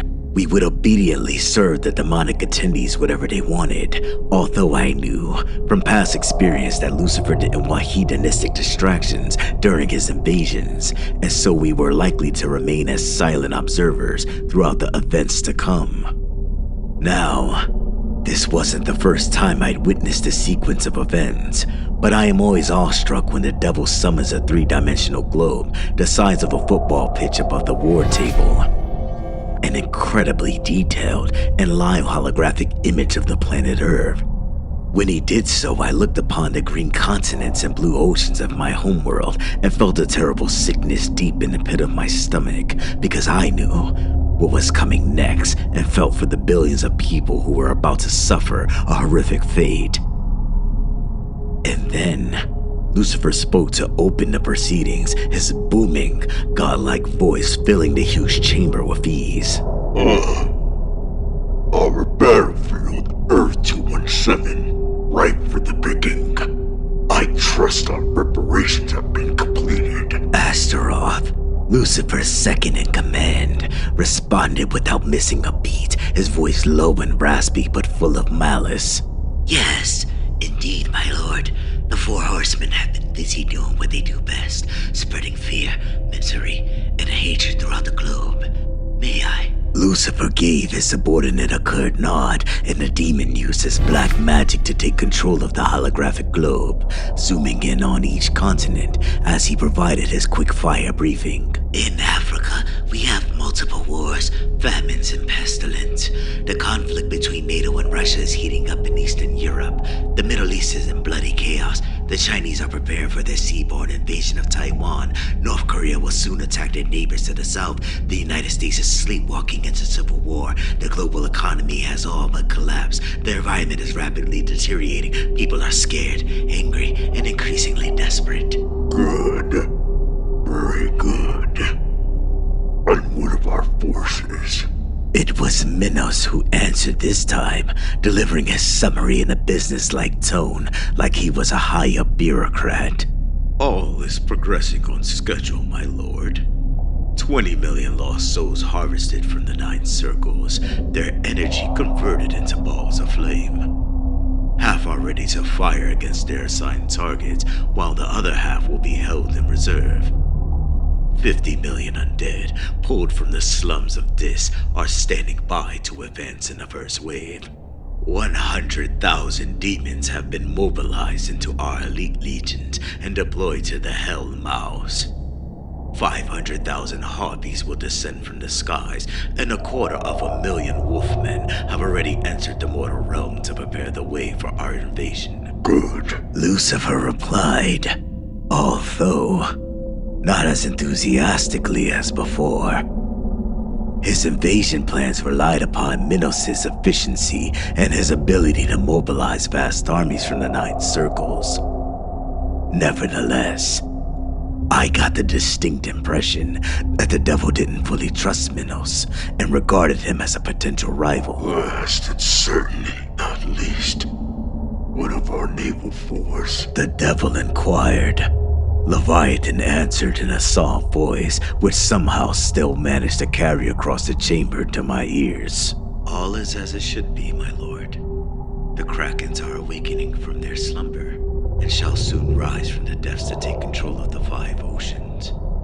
Likewise, our serpent hordes stand by ready to attack ports on every coastline. Fine, Said Lucifer. I see no reason to delay.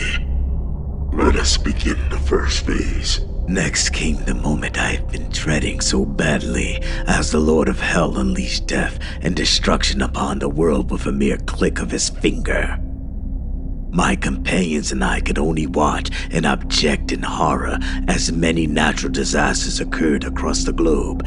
Earthquakes, volcanic eruptions, forest fires, tsunamis, floods, hurricanes, and tornadoes, all happening simultaneously and on every continent. The purpose of these disasters was to disrupt communications and destroy infrastructure, making it much more difficult for the world's governments and militaries to coordinate an effective defense. Lucifer zoomed in on individual regions and nations so he could examine the devastation in closer detail. We bore witness to cities destroyed, forests burning, and endless columns of refugees fleeing from disaster zones. On Earth, days or even weeks had passed, but in Satan's war room, it seemed like this had all happened in mere minutes. When Lucifer was satisfied, he moved on to the next phase of the invasion. All of a sudden, we witnessed the Earth's crust opening up as vast boreholes appeared on each and every continent. 1,000 deep and black cavities which linked the mortal world with the dreaded 9 circles of the underworld. These were the Hellmouths, the means by which Lucifer's armies would launch their devastating assaults upon the peoples of Earth. And so, the groundwork had been laid. The demons had sown the seeds and mobilized the army, and Satan had opened the gateways between the worlds. Now, the responsibility fell to the 3 generals who would coordinate the military operation. I watched as Rommel, Belisarius, and Boudica came to life, assuming the role of all-powerful war machines activated to manage a vast global conflict with clinical and brutal efficiency. Their eyes were closed, with the exception of Belisarius, who no longer had eyes. One would think that they were running the war blind, but the deceased generals all had strategic brains capable of seeing the battlefields in their mind's eye and coordinating offenses on multiple fronts simultaneously. Lucifer had granted them all this immense power, but it came at a heavy price. The military leaders knew that they had to deliver results. The devil would accept nothing less than total victory, and if his generals failed to deliver, well, there were always spare cells in the torture chambers below the ice. It's fair to say these generals were operating under intense pressure, but they show no outward signs of anxiety or stress, as their conversation was emotionless and all business. Status reports. Rommel ordered. The German was the senior of the 3, and so the others reported to him. Our targets in the Western Europe theater are more dispersed than our reconnaissance indicated, said Boudica. We will require a 10% increase in fireball munitions to eliminate all NATO bases. Authorized. Rommel replied after only a moment's hesitation. time he no doubt used to analyze the potential impact of the request upon the overall war effort. Belisarius spoke next, saying, Our zombie hordes are taking significant losses on the North American continent. Request advanced deployment of 1 legion from the Demon Corps. Negative. Rommel replied soon after. A full legion will deplete our reserves beyond the acceptable margin of error. 5 cohorts will have to suffice. Belisarius accepted the decision without argument, his powerful brain focused upon resolving the problem. A tense silence ensued before Boudica spoke again, reporting, Pakistan has unilaterally deployed nuclear weapons earlier than our projections predicted. They have launched multiple missiles towards the Kashmir Hellmouth. Rommel thought for a brief moment before delivering his next orders. Eliminate what's left of the Pakistani nuclear arsenal. Redeploy the remainder of our forces in the region through the Genghis and Persian Hellmouths. Done. Boudica replied confidently. I tuned out from the conversation, instead focusing upon the terrible images appearing before me. As the devil and his demon subordinate zoomed in on a holographic globe to observe their bloodthirsty invasion in close quarters. The horrifying scenes included a pack of savage werewolves tearing through what looked like an army barracks, ripping unprepared soldiers to shreds as they emerged from their cots. Next, I saw an airbase being assaulted by dozens of flaming fireballs.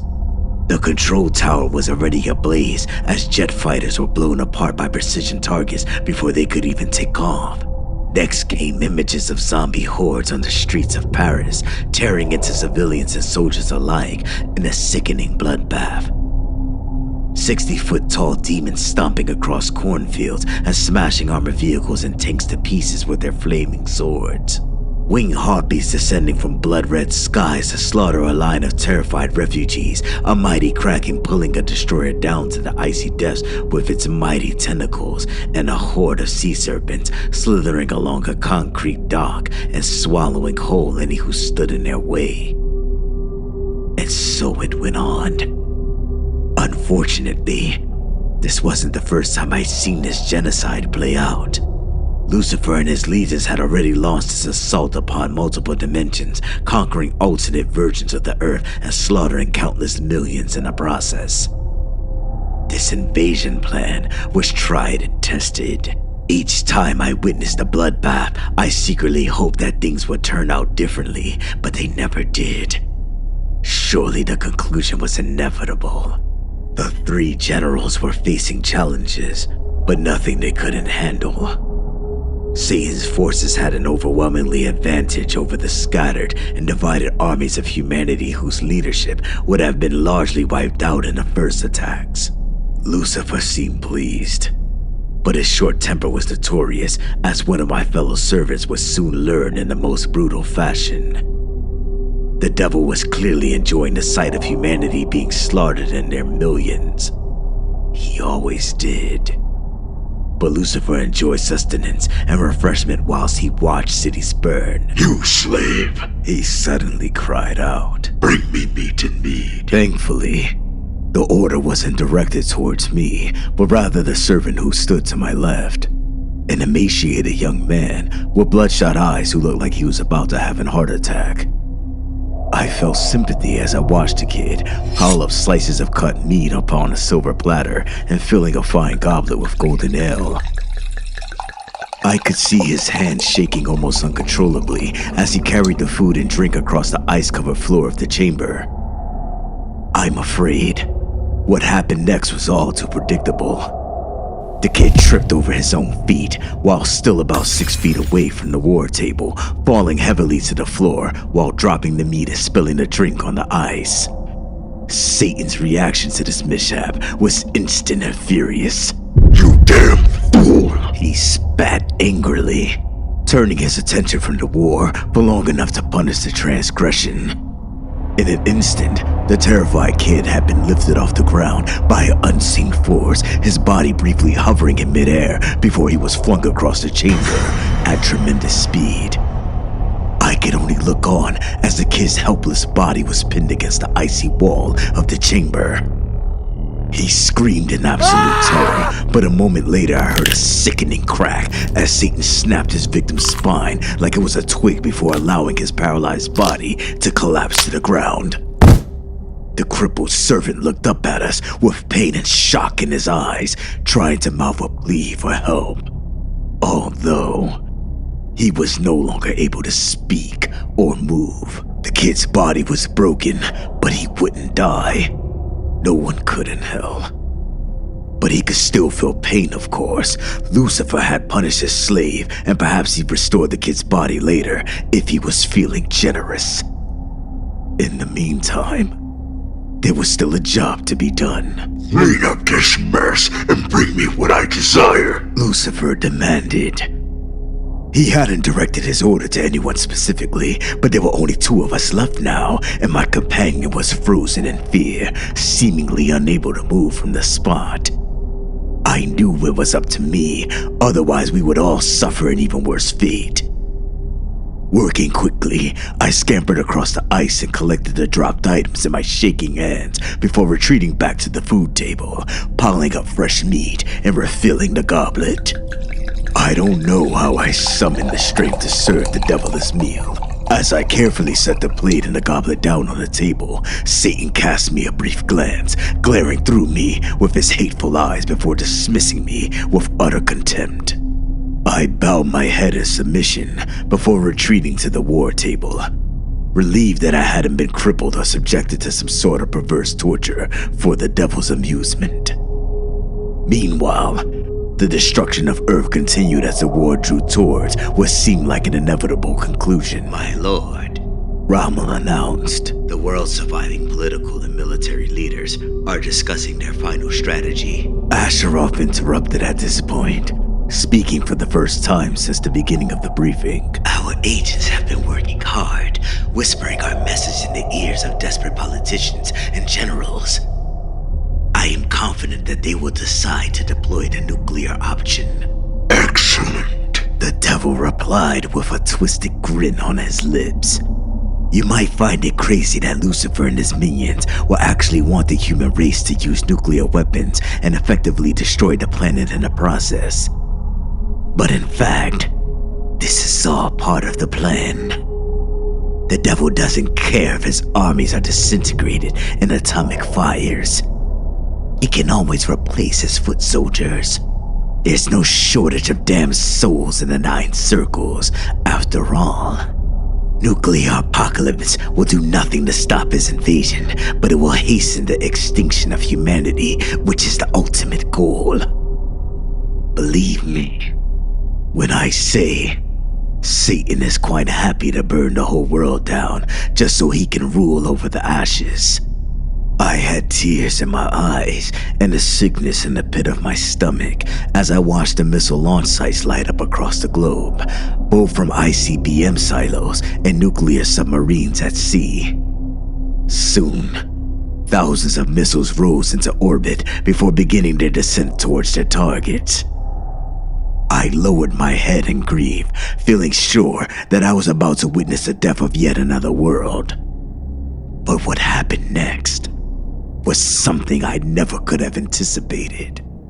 I saw flashes of white light and looked up at the globe, astonished as the missiles were plucked from the air one by one, taken out by an unidentified force before they could even hit their targets and detonate.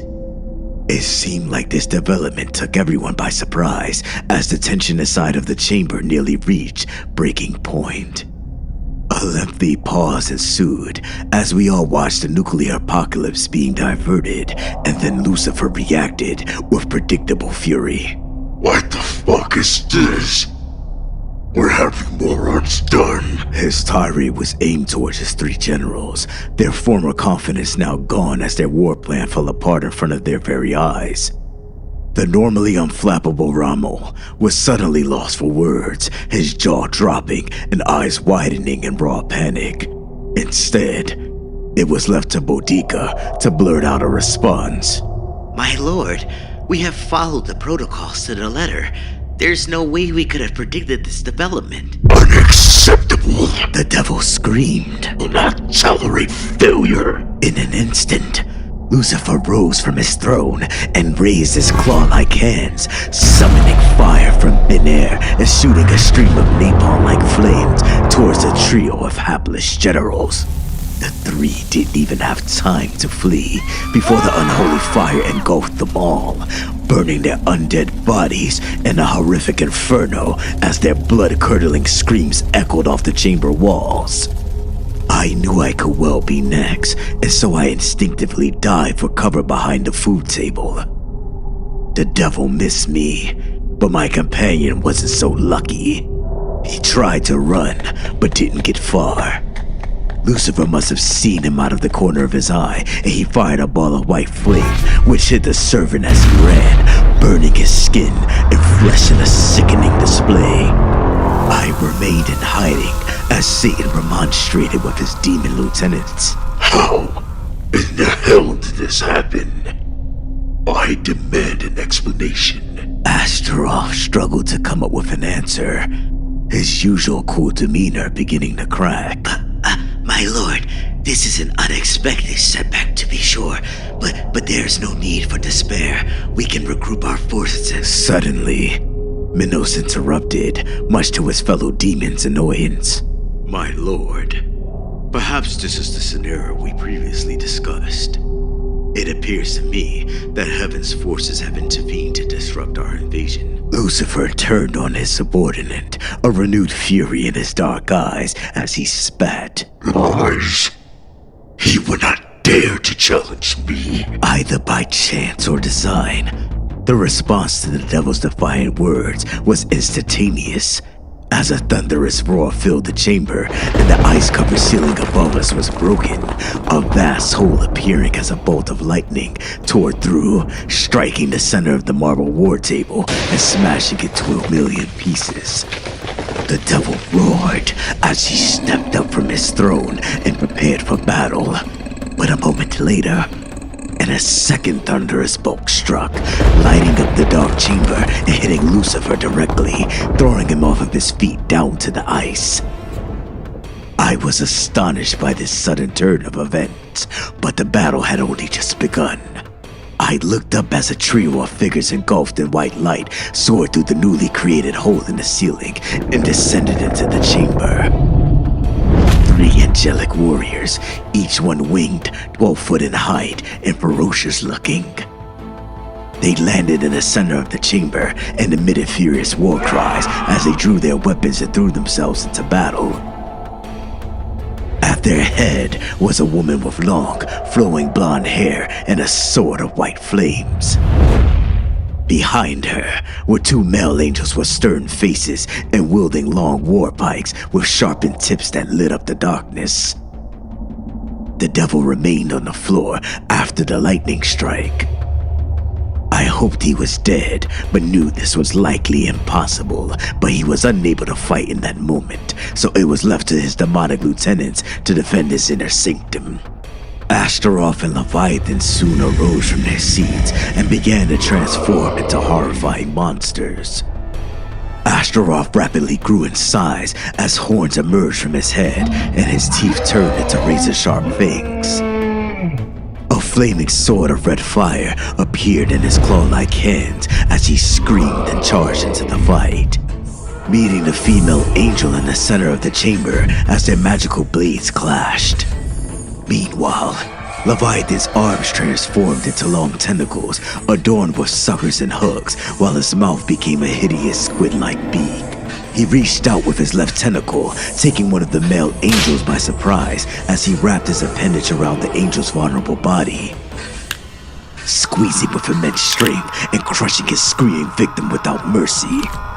Leviathan attempted to repeat the trick with the third angel, but Winged Warrior was too quick, dodging the attack before thrusting his spear straight through the monster's beak. The spear penetrated deep into the demon's throat, forcing the beast to squeal in pain as he collapsed onto the ice. Minos was the last of the 3 demons, and his response to the violence was telling. He chose not to stand and fight against the angelic assault, instead fleeing to the heavy iron doors and exiting the chamber, slamming the door shut behind him. I don't know whether Minos fled due to cowardice or a lack of loyalty, but his hasty retreat from the battleground placed Hell's forces in a precarious position. Asheroth and the female angel fought a fierce sword battle across the chamber floor, but the ancient demon had not fought hand-to-hand for a long time, and so his opponent eventually got the better of him. The demon swung his sword and missed, burying his blade into the cold ice. As he struggled to recover, the angel cut through him with her sword, slicing through his torso and causing the beast to cry out in agony as his dark blood spilled. Both demons were now down. They were hurt badly, but could not die, at least not here in Hell. Their broken bodies would eventually heal and regenerate, but for now, they were wounded and helpless, leaving the remaining two angels to control the war chamber.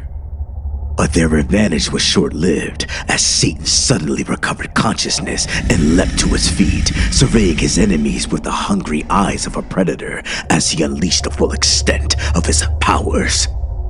With a single sweep of his arm, the devil broke the surviving male angel's spear in half and flung him across the chamber, snapping his body in two and leaving his victim squirming on the floor. This left the female angel alone to face the devil's wrath.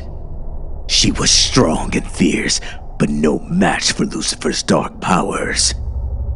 The devil's eyes lit up with a sadistic glee as he summoned all the energy in the room and fired a stream of deadly fire towards the angel. She blocked the flames with her sword, but the attack was so powerful that she was thrown off her feet. Satan's cruel grin widened as he closed in for the kill. The angelic warrior was weakened, but not beaten yet. She raised her sword into the air and cried out, appealing to a higher power. My lord, I am your vessel. Let your strength and power flow through me. The response from heaven was instantaneous. A second later, a fresh bolt of lightning, the most powerful yet, tore through the hole in the ceiling, using the angel's sword as a conductor. Her blade burned fiercely as she absorbed and made use of God's immense energy. Aiming the sword, she fired a stream of blue fire, but it was not directed at Lucifer's body, but rather the ground he stood upon. The ice under his feet shattered, and Lucifer screamed as he fell into the freezing waters below. His body disappeared under the surface, and in an instant, the ice was reformed, trapping him underneath. The 12-foot angel pulled herself up from the floor, sheathing her sword and surveying the carnage around her. I hoped she wouldn't notice me, cowering behind the food table, but of course she saw me, shouting out to me in a commanding, booming voice. Come now, child. The danger has passed. Emerge from your hiding place and come speak with me. I did so, nervously walking over to the mighty winged warrior on shaking feet. I felt sure that I would face divine punishment for my role in these events. But when I looked up into her deep blue eyes, I saw compassion and empathy.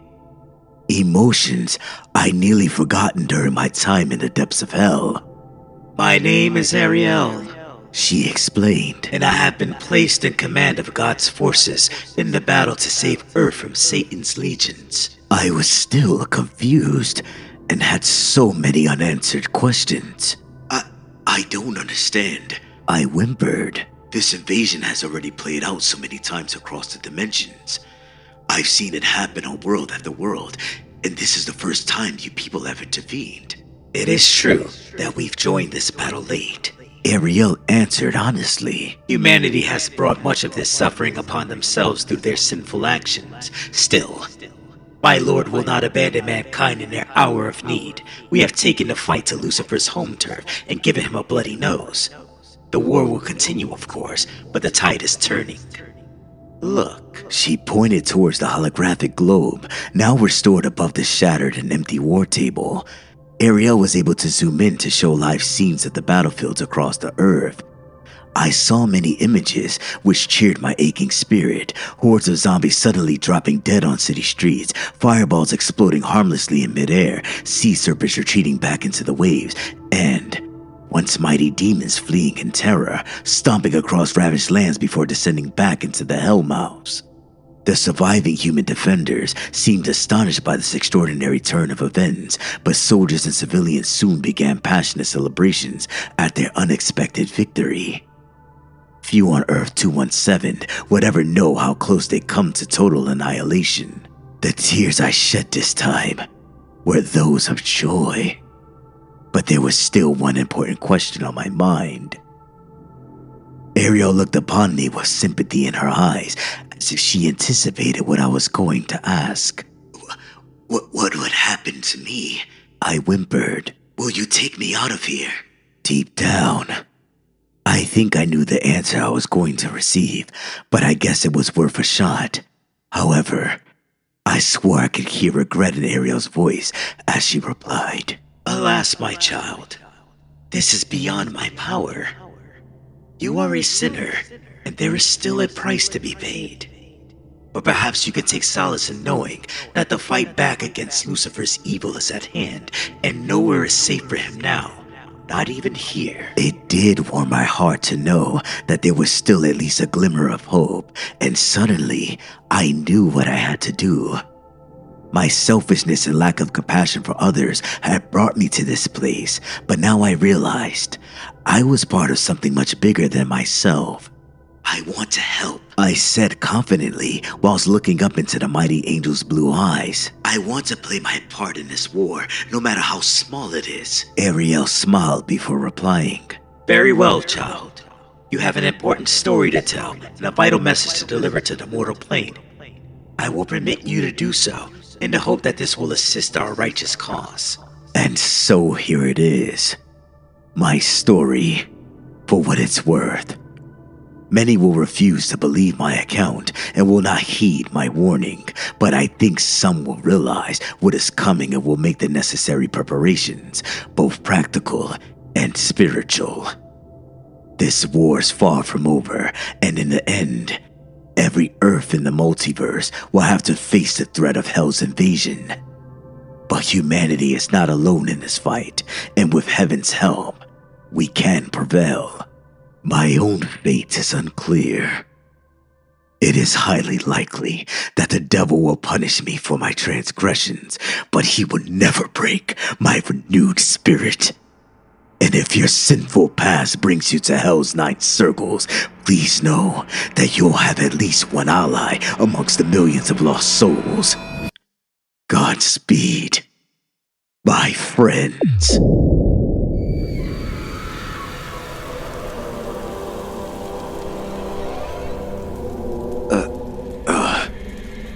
I awoke with a sudden gasp, my eyes shooting open as they slowly adjusted to my new surroundings. I felt the stifling heat and struggled to move, soon realizing I was lying upon a hard, molten rock, facing upwards as I looked upon a blood-red sky. My whole body ached and every movement was agony. But eventually, I was able to lift one arm and then the other, slowly raising my hands to my face so I could touch my cheeks. I couldn't explain it, but my skin was ice cold, even though the temperature was boiling hot. And suddenly, my ears were filled with a cacophony of sounds, shouts, screams, animalistic roars, gunshots, and the clink of metal against metal. I had awoken to chaos, and my instincts told me I was in mortal danger. I used my hands to push myself up off the rocky surface, but my head was spinning and I felt dizzy. And suddenly, I was aware of two figures standing over me. I couldn't focus on their faces in that moment, but I could hear their voices as they spoke. "Fresh meat for Menace's army," said the first. This voice was deep, but I could tell it was a woman. "Come on, soldier, on your feet," said the second, gruff male voice. The unidentified man put his hand out to me to help me up. I paused for a moment, feeling hesitant as I naturally didn't trust a stranger. But in the end, I accepted his assistance, placing my hand in his. The mystery man's palm was ice cold, but his grip was true, and so I was soon pulled up onto my feet, my legs shaking for a moment before I steadied myself. Next, I looked to the man who helped me up, noting his scarred, weathered face and the cold look in his emotionless eyes. He wore a tattered, gray uniform which looked like it belonged to a museum and held a rusty but still sharp machete in his other hand. I recognized the seasoned warrior when I saw one, but the soldier didn't speak, instead looking at me over with a suspicion and perhaps contempt. I broke eye contact with him, instead looking to the woman standing to his right. She was smaller and leaner than her male companion, but no less intimidating in appearance. Her dark hair was cut short and her uniform was a more modern set of camouflage fatigues. She had a crossbow over her shoulder with bolts attached to her utility belt. I noted how there was a spark in her eyes which was missing from her male companion, and she had a thin smile on her face as she looked me up and down. Well, he's not the best recruit we've seen, She proclaimed sarcastically. but I guess we need every man we can get. Yes. The man replied hesitantly. Well, we best get him kitted up, armed and prepped. I held my tongue up to this point, but could do so no longer, as I opened my bone-dry lips and practically spat out my words. Excuse me. How about you tell me what the fuck is going on and where the hell am I? They both looked at me like I was stupid, and the woman smirked as she answered. Interesting choice of words, my friend. Why not take a look over the horizon? I did so, slowly turning my head and casting my eyes upon a scene of utter horror. The three of us stood upon a barren hill of molten rock looking down upon a burning city under a blood-red sky. On the far western horizon, I saw a dark body of water which surrounded the urban landscape and noted the warlike sailing ships anchored offshore. The city itself was vast, stretching for miles in every direction. The structures appeared to be medieval in design, consisting of stone houses, narrow alleyways, high bell towers, and defensive battlements. To the north sat a grand tower of black iron, hundreds of feet tall, and surrounded by thick and high walls with many turrets. The huge fortress was the center of the city and dominated the skyline, but the narrow streets and the smaller buildings below it were in a state of chaos, as structures burned and thousands of souls fought running battles in the squares and down the back streets, filling the thick air with their war cries and screams. I stood there on the hillside for a long moment, awestruck as I observed the vast urban battle play out in 100 small skirmishes. I was no stranger to combat, but this battle zone was alien to me, appearing like no war-torn city I'd ever seen. It all seemed unreal, and I told myself there must be a logical explanation. I still believed this right up until I saw the beast emerge from the dark waters. Its horned head and hideous maw rising above the surface, soon followed by its huge body adorned in heavy steel armor. The beast roared as it pulled itself out of the water and stepped onto the dock, its heavy hooves cracking the ground as it came. The beast was thankfully some distance away from us, but I could see its entire form, noting how the monster towered above the harbor and buildings below it. Every aspect of the beast was terrifying, from his minotaur-like body, its horned head, burning red eyes, and maw filled with razor-sharp teeth. And when it roared, the hellish sound carried out across the vast space and chilled me to my bones. In an instant, the Minotaur unveiled a sword of fire and thumped along the city streets, smashing houses under its huge hooves as it came. And then it started to attack people on the streets, slicing the small figures to pieces with ease as it roared aloud with bloody fury. It appeared as if nothing could stop the giant marauding demon, but the man-sized figures fought back in the most extraordinary manner as dozens of attackers jumped onto the demon's goat-like legs and started to climb upwards, soon swarming the beast as they spread all over its mighty body. The demon reacted with fury, ripping the attackers off its legs, arms, and chest before snapping them in two or throwing them into stone walls. But the attackers kept coming, and before long, there were hundreds of them swarming all over the furious demon, stabbing him with short swords and machetes. The beast couldn't kill all of its attackers and was soon overwhelmed, bleeding from 1,000 cuts as it slowly fell. Its roars fading as its huge frame heavily collapsed to the ground. The surviving attackers who avoided being crushed cheered in triumph as they finished their deadly assault. What the fuck? I swore under my breath. Welcome to the party. It's quite something, isn't it? Said the woman as she walked up beside me. I swung around, glaring at her smirking face before I turned to see the deadpan eyes of her male companion. Where are we? I asked through trembling lips. You were right the first time. This is hell. More specifically, violence. The fifth circle. The city of Dis. My jaw dropped and my blood turned to ice. I hoped she was joking. But when I looked to the man, he nodded firmly to confirm. I was literally left speechless, my mind racing as I desperately tried to make sense of this madness. But the woman surprised me by approaching and placing her cold hand on my shoulder before speaking sympathetically in my ear. It's a big adjustment, but we'll help you through. My name's Isabel, by the way. She turned her head towards her companion before continuing. And that jarhead over there is Sebastian. I nodded my head nervously, feeling that the introductions brought some degree of normality to this otherwise insane situation. Hi, I'm Jacob. I nervously replied. Nice to meet your acquaintance, Jacob. Isabel said with a half smile as she removed her hand from my shoulder. Come on, we'll get you kitted up and show you how things work around here. Isabel and Sebastian turned their backs on me and started to walk down the hillside, presumably expecting me to follow. I hesitated for a moment, looking back over the burning city and seeing the body of the butcher demon. But to my horror, I saw another two monsters emerge from the dark water, repeating the previous assault as they drew swords of fire, roaring with fury as they went to battle against the horde. This was my introduction to the battle for Dis, a savage civil war for control of Hell's capital. I'd had a taste of the horror and bloodshed, but this was only the beginning of my hellish odyssey. I followed my new companions down the barren hillside and towards the city.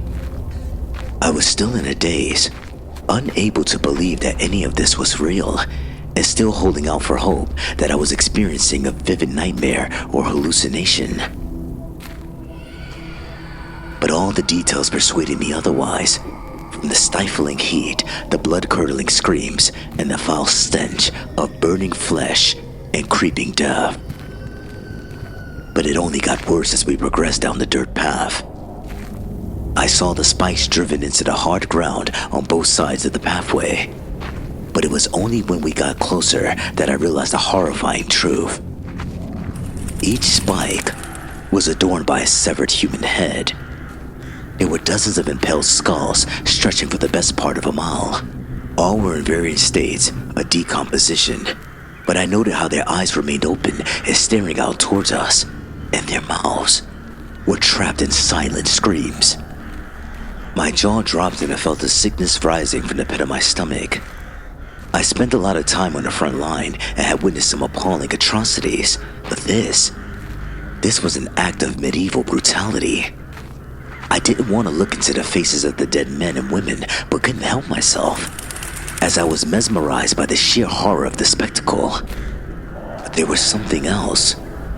I thought it was my mind playing tricks on me, but as I looked closer, I saw the victims watching me as I walked past, their eyes filled with madness as they attempted to move their bloodied lips to scream. Holy shit!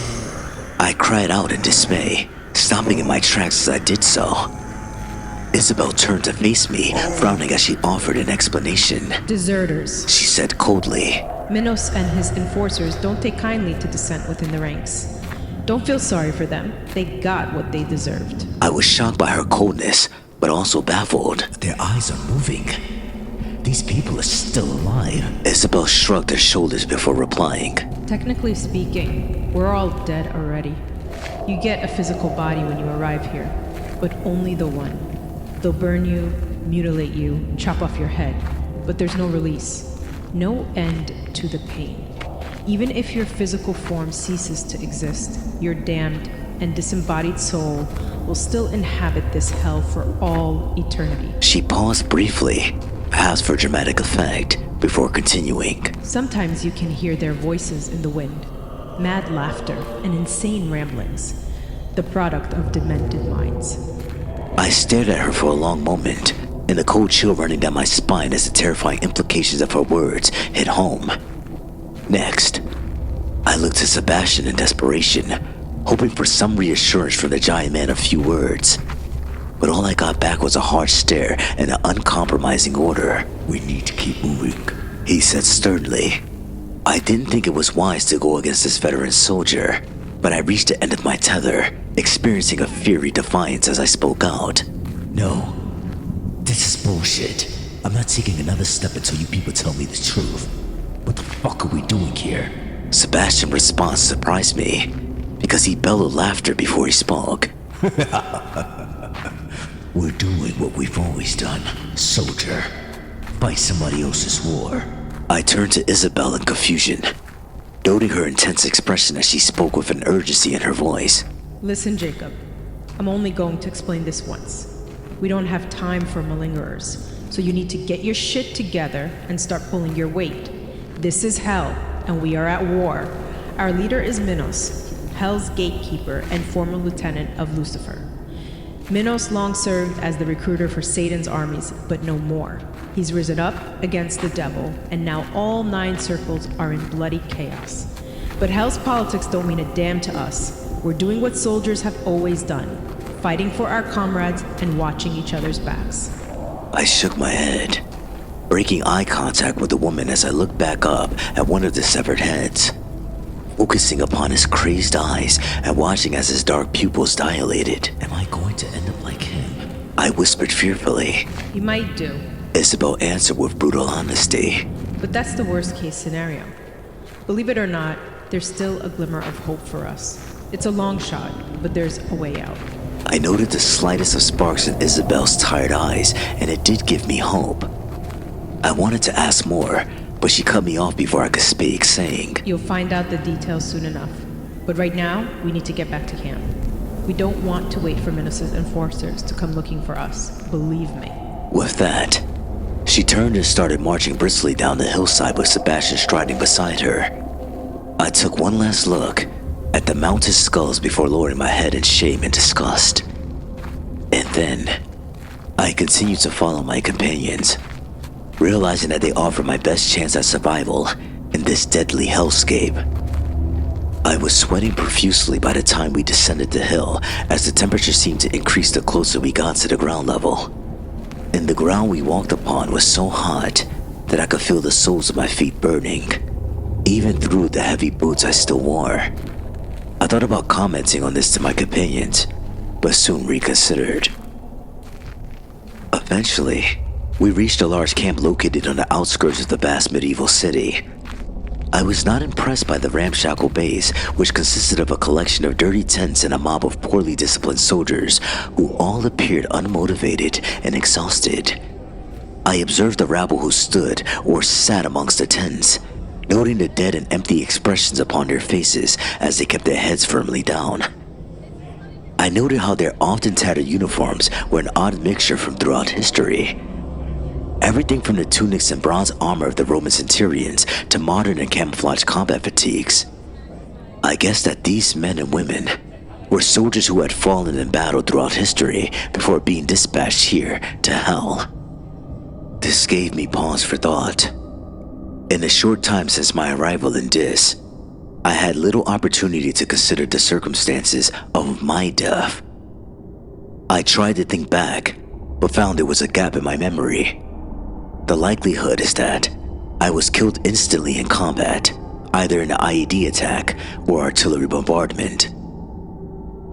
In a sense, it didn't really matter how I met my end. I knew it was only a matter of time until the war took my life. But why had I ended up here? in the depths of hell. I was raised in a church, but had long since turned my back on the faith. Even so, deep down I think I always knew I was going to end up here. I tried to justify my heinous actions, repeating the much overused phrase, "Bad things happen in war." Perhaps some of the lives I took were justified, soldiers killing soldiers in honorable combat. But then there were the other killings, the shedding of innocent blood. My mind was taken back to that fateful day. The house burning fiercely while the tiny bodies lay on the grass in the foreground, their innocent, lifeless eyes staring up into the blue skies above. I shook myself out of that memory as my body shuddered. I didn't wish to revisit that day, even if it meant facing the terrifying reality of the situation around me. Still, even in the midst of the mass filled with unwashed bodies and dead stares, there were fresh horrors to witness. I saw a substantial pit on the edge of the encampment and made the mistake of walking over to the edge and looking down. Inside of the long and deep pit were hundreds, perhaps thousands of broken bodies. Not dead, of course, but dismembered and mutilated beyond repair. Some were cut in half, their intestines hanging out in grotesque display. Others were little more than severed heads, and many were missing limbs. But all appeared to be conscious of that horrific situation, staring up at me whilst moaning or pleading, all begging for a final release from their suffering. But I was powerless to help them. Isabel came up behind me, making me jump as she whispered in my ear. Minos's rejects. She explained. Soldiers so badly wounded that they can no longer fight. The trench will be set alight in the coming hours, their flesh burnt to ashes while their souls remain trapped here forever. That's what we're trying to avoid, Jacob. She left me by the side of the trench as I attempted to process the horror. I noticed how the able-bodied soldiers avoided looking into the pit and did nothing to help their stricken former comrades. Perhaps it was predictable that hell was a cruel domain where compassion and mercy were all but non-existent. And before long, I followed the example of my companions, turning away from the pit and ignoring the pain moaning of the damned. The three of us soon joined a long queue of soldiers waiting to be armed and equipped. After some time, we reached the top of the line, where a scarred-faced armorer with a black patch covering his missing right eye allocated us weapons and body armor without comment. I saw how Sebastian was given an ancient, bolt-loaded rifle which looked like it belonged in a museum, and Isabel received new bolts for her crossbow and sharp bowie knife. And the armorer gave me a short sword and a circular shield. I looked at my allocated weaponry with bafflement after we were ushered away from the line. In life, I'd been a 21st century soldier fighting with an assault rifle, shoulder-mounted missile launcher, or a remote-controlled drone. But here in this, they expected me to fight with weapons that might have been used at the Battle of Troy. What the hell is this? I asked Isabel. She smirked before replying. Look around you, Jacob. I did so, noting how only about 1 in 5 soldiers carried firearms, most of them obsolete rifles and muskets. Most of the rest of the ragtag army were equipped with handheld weapons, swords, spears, and bows. And some of those present held no weapons whatsoever, and so were presumably expected to fight with their bare hands. I don't get it. I said while shaking my head. This doesn't exactly have a thriving arms industry. Isabel explained. And besides, why would Minos waste his best weapons on scum like us? We're cannon fodder, Jacob. Fit for nothing better than human wave attacks. I looked into her eyes, hoping Isabel was joking, but my gaze was met by a stone-cold glare. Jesus. I swore in despair. We're totally screwed. Probably. Isabel replied with a nod. But this isn't our first rodeo. Stick with me and Sebastian, and you might just survive this. I took little comfort from her words, but had little time to dwell on them, because a moment later, and the din of trumpets blared, drowning out every other sound. I didn't know what this meant, but soon saw thousands of soldiers suddenly standing up and marching towards the center of the camp. I followed the mob, and we soon reached the ruins of a Mayan-style pyramid located in the middle of the ramshackle military encampment. I saw an officer standing on top of the pyramid, a mustached commander who wore what appeared to be a Second World War Wehrmacht uniform. He cast his emotionless eyes over us, the thousands of foot soldiers, as we assembled and stood waiting his commands. But the general only spoke when the trumpet stopped. "Soldiers of Dis," he exclaimed in a booming voice which carried across the void. "Soldiers of Dis, prepare to honor our glorious leader, Minos, the great king of the underworld and liberator of the 9 circles." A half-hearted cheer went up from the assembled crowd as the soldiers attempted to show some enthusiasm. Meanwhile, I stood in silent, shocked awe, watching as a giant emerged from beneath the ground and took his place on top of the pyramid. The giant humanoid stood at least 20 foot tall, towering over the noticeably fearful German general who stood beside him. He took the form of a huge, bearded man with cold, analytical eyes. But what drew my attention was the long and thick snake-like tail which wrapped around his body, giving Minos the appearance of a monstrous hybrid between man and serpent. I imagined he could use his vast snake tail to crush a human body, and the malice behind his eyes told me he wouldn't hesitate to do so. I noted how the entire crowd went silent, as all looked up at Minos in terrified awe, all waiting for our leader to speak. When he finally did so, his voice was booming and godlike, probably carrying for miles across the war-torn city. "My soldiers, my loyal followers, my children, our time has finally come. We have suffered thousands of years of oppression, cruelty, greed, and the incompetent rule under the tyrant Lucifer. But no longer. Today we begin our journey to liberation, to a new hell that we will reshape in our image. You brave men and women will play a central role in this battle. This company before me will have the honor of seizing the Iron Tower, Satan's final redoubt in our great city. Today, you heroic warriors will achieve a glorious victory, one which will seal our place in Hell's history for all eternity." It was undoubtedly a rousing speech, but Minos' call to battle produced a lukewarm response from the assembled troops, as a few half-hearted cheers went up, but otherwise, there was silence. It seemed that Minos' cause held little appeal to these damned foot soldiers. Nevertheless, our godlike leader seemed unconcerned as he descended back into the ground, leaving his general to complete our pre-battle briefing. Although, as it turned out, the officer had little to say about strategy or tactics. "All right, soldiers. Your orders are simple. Advance down the streets of Lost Souls and eliminate all opposition. Once you reach the Iron Tower, you'll need to fight your way inside and secure each level one at a time. But remember, whoever survives and secures the top floor will be rewarded with a second chance at life." This final sentence evoked the enthusiasm which Minos' speech lacked, as thousands of soldiers cried out in excitement and joy at the prospect.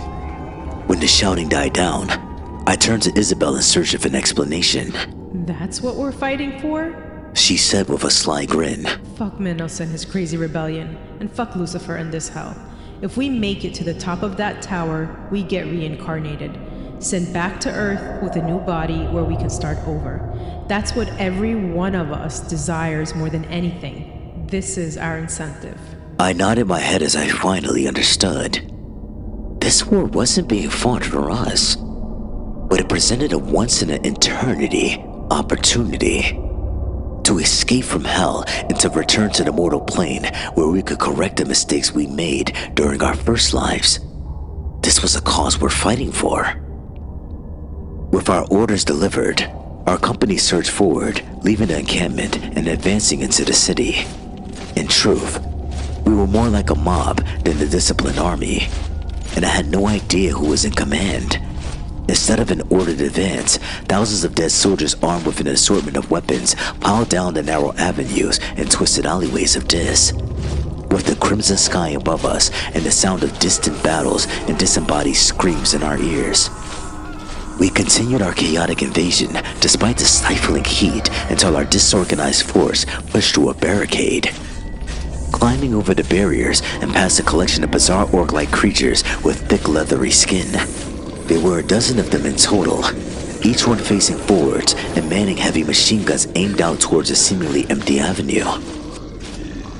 I glared suspiciously at the ugly and heavily armed creatures, whispering in Isabel's ear once we passed them. How come those freaks have heavy weapons? I asked.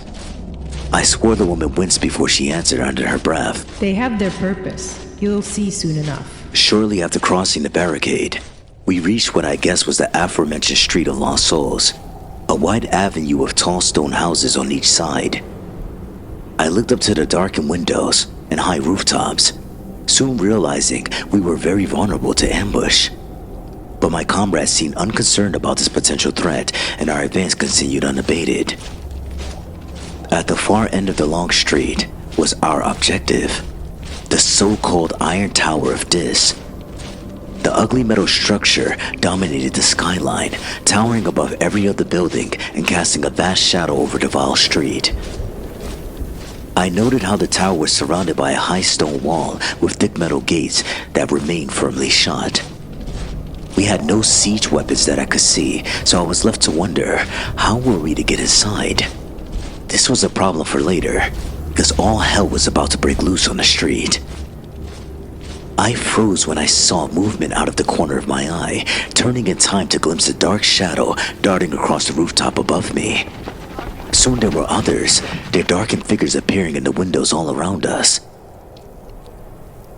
And then the first arrow was shot, its tip set alight for deadly effect. I could only watch in impotent horror as the projectile struck the chest of a man in front of me and set his body on fire.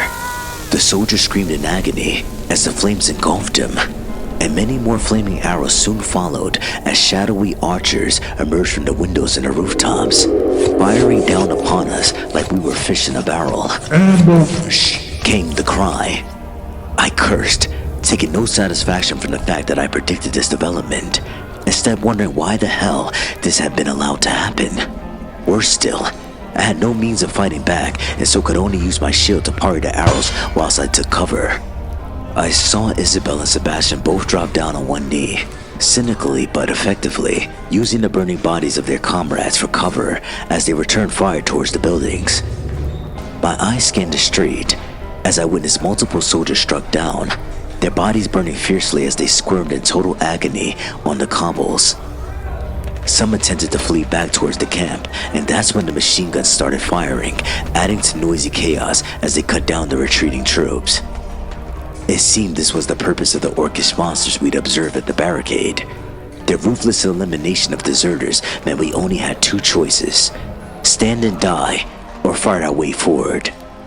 I acted quickly, staying low as I grabbed a discarded rifle from the road, loading it and joining my comrades as I fired upon the upper windows.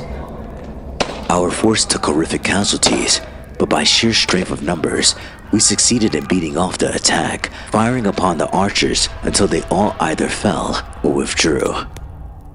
I breathed a sigh of relief, but there was little to celebrate, as dozens were either burned to a crisp or riddled with arrows. Either way, there was nothing we could do for them now, and so we ignored their screams and moved on. The advance was more cautious now, as the survivors of the first attack were understandably paranoid, glancing up at the stone houses on either side as we expected a further assault at any moment. We'd marched for a few hundred yards, leaving the carnage and screaming soldiers behind us as we approached the fortifications surrounding the Iron Tower. The approach seemed a little too easy, but inevitably, we were walking into yet another trap, although not one I could have predicted. Heads up! Isabel suddenly cried. Harpy attack incoming. In a panic, I looked up into the blood-red sky in time to see dozens of black dots soaring through the air, Winged creatures growing larger as they descended upon us, our ears filled with the high-pitched shrieking of the hellish beast. I saw the first wave just moments before the aerial assault. Bright red, winged demons with long and sharp claws and crocodile-like teeth, surely capable of chomping through flesh. I raised my rifle, targeting the first attacker in my gun sights, and noting a predatory glare in its burning eyes. Then I fired, feeling the kickback against my shoulder. A split second later, and my bullet hit its mark, striking the winged beast in its torso and knocking it out of the air. I had little time to celebrate this small victory, however, as dozens more of these murderous harpies descended upon our company in a lightning assault. Some were shot down from the air, while others got cut down with spears and swords, but many more reached our lines, literally tearing into our troops in a savage attack. I tried in vain to maintain my rate of fire until my ammunition inevitably ran out. Then I could do little but watch as the massacre played out. I saw men decapitated, lifted into the air, and torn in half by fighting harpies, their screams filling the air and blood pouring down the street. Joining the survivors, I hurried towards the fortifications ahead of us, reuniting with Isabel and Sebastian as we organized a desperate last stand. We need to get on the other side of that wall. Otherwise we're dead meat. Sebastian shouted. The gate is locked. I cried back. What chance do we have? Just wait. Isabel replied while she simultaneously took out an attacking harpy with a crossbow bolt. Minos has one more trick up his sleeve. I wondered what she meant, but the answer soon became apparent. On the far horizon, beyond the flight of bloodthirsty harpies and their desperate victims, appeared 1, 2, and then 3 balls of flame, rapidly heading in our direction as if guided by some unseen force. Get down! Isabel screamed. I didn't need to be told twice, hitting the ground alongside my comrades as the fireballs whizzed over our heads. A wave of heat and debris swept over us, and the smell of burning flesh and metal hit my nostrils. Once the attack was over, I lifted my head and waited for the dust to settle before observing the scene of carnage. The fireball attack had destroyed the gate, melting the iron and creating a huge hole large enough for a small army to march through. Meanwhile, every being in the immediate vicinity had become collateral damage, with damned souls and harpies both burned to ashes throughout the kill zone. My God, I exclaimed as I slowly got to my feet. Isabel and Sebastian had survived, but many others hadn't. I saw broken and charred bodies strewn across the street. Many were beyond help, and in fact, I estimated that we lost at least half of our soldiers, with many more of the survivors having severe injuries or agonizing burns. But everyone who could still walk would keep going, because they knew what the alternative was. As for the harpies, many of their number had been burned alive, while the survivors fled back into the blood-red skies. I shook my head, looking to the melted gate and the dominating tower beyond. This was our objective, and a great prize awaited whoever could make it to the top. But I felt a cold foreboding as I looked up at the cold, dark metal structure, sensing that a great evil dwelt inside. Isabel surely picked up on my apprehension, walking over to my side and placing a firm hand on my shoulder. It's fucking terrifying, isn't it? She stated frankly. I shook my head, not quite knowing how to respond. I thought it would be better defended. I eventually said. It doesn't need to be. Isabel answered coldly. The true terror of the Iron Tower lies within its walls.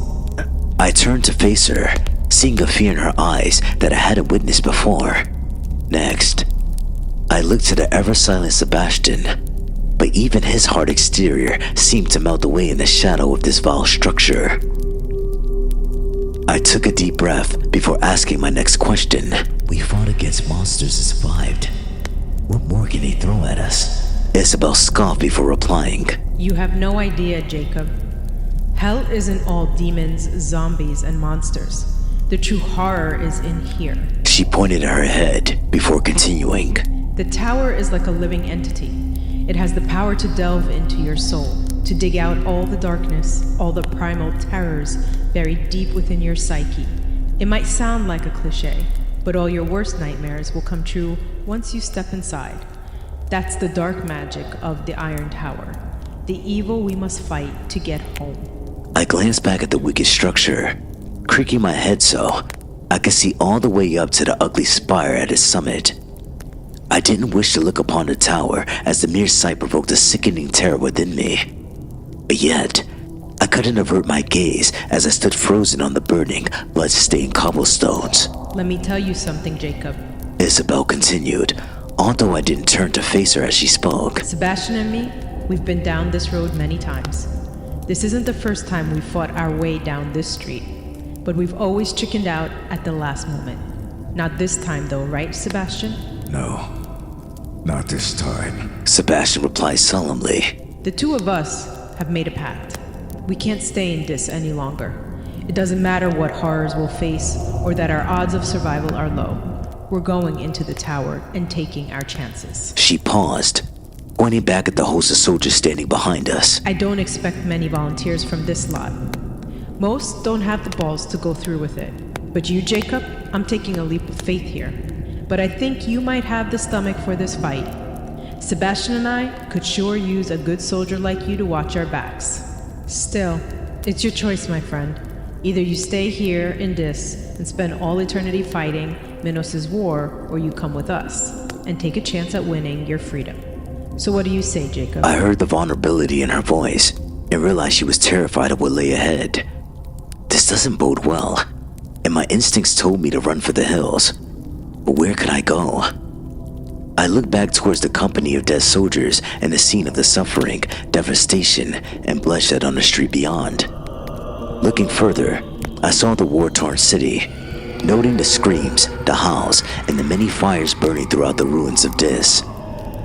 On the far horizon, I could just make out the harbor of dark water, watching as yet another giant demon emerged from below the surface, roaring as it stomped through the shallows and assaulted the shoreline.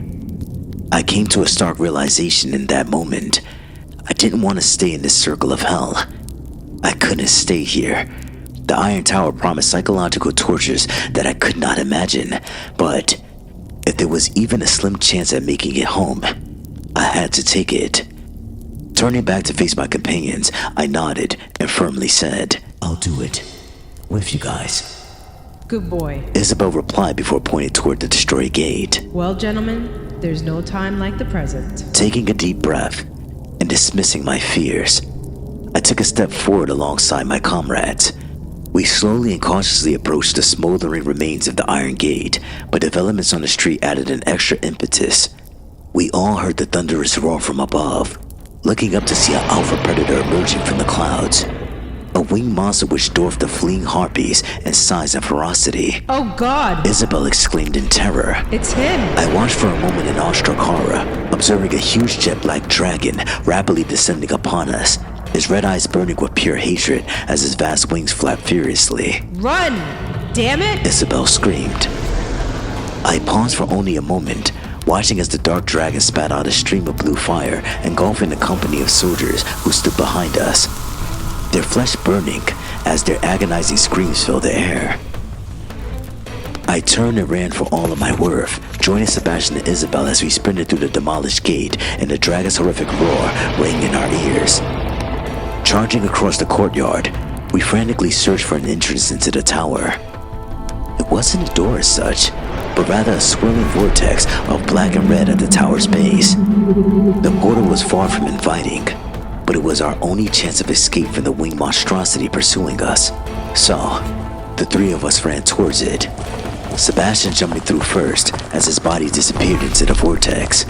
Isabel followed a second later, leaving me alone on the killing field.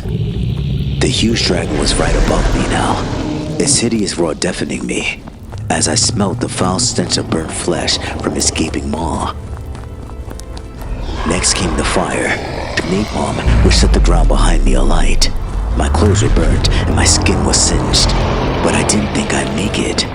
I drew every last ounce of strength from my exhausted body, fighting through the pain and fear as I screamed and jumped. I hit the vortex mere seconds before the fire, my body being sucked into oblivion as the darkness consumed me. I must have lost consciousness for a time, because I awoke in a dark and evil place, violently thrust into the next chapter of my hellish odyssey.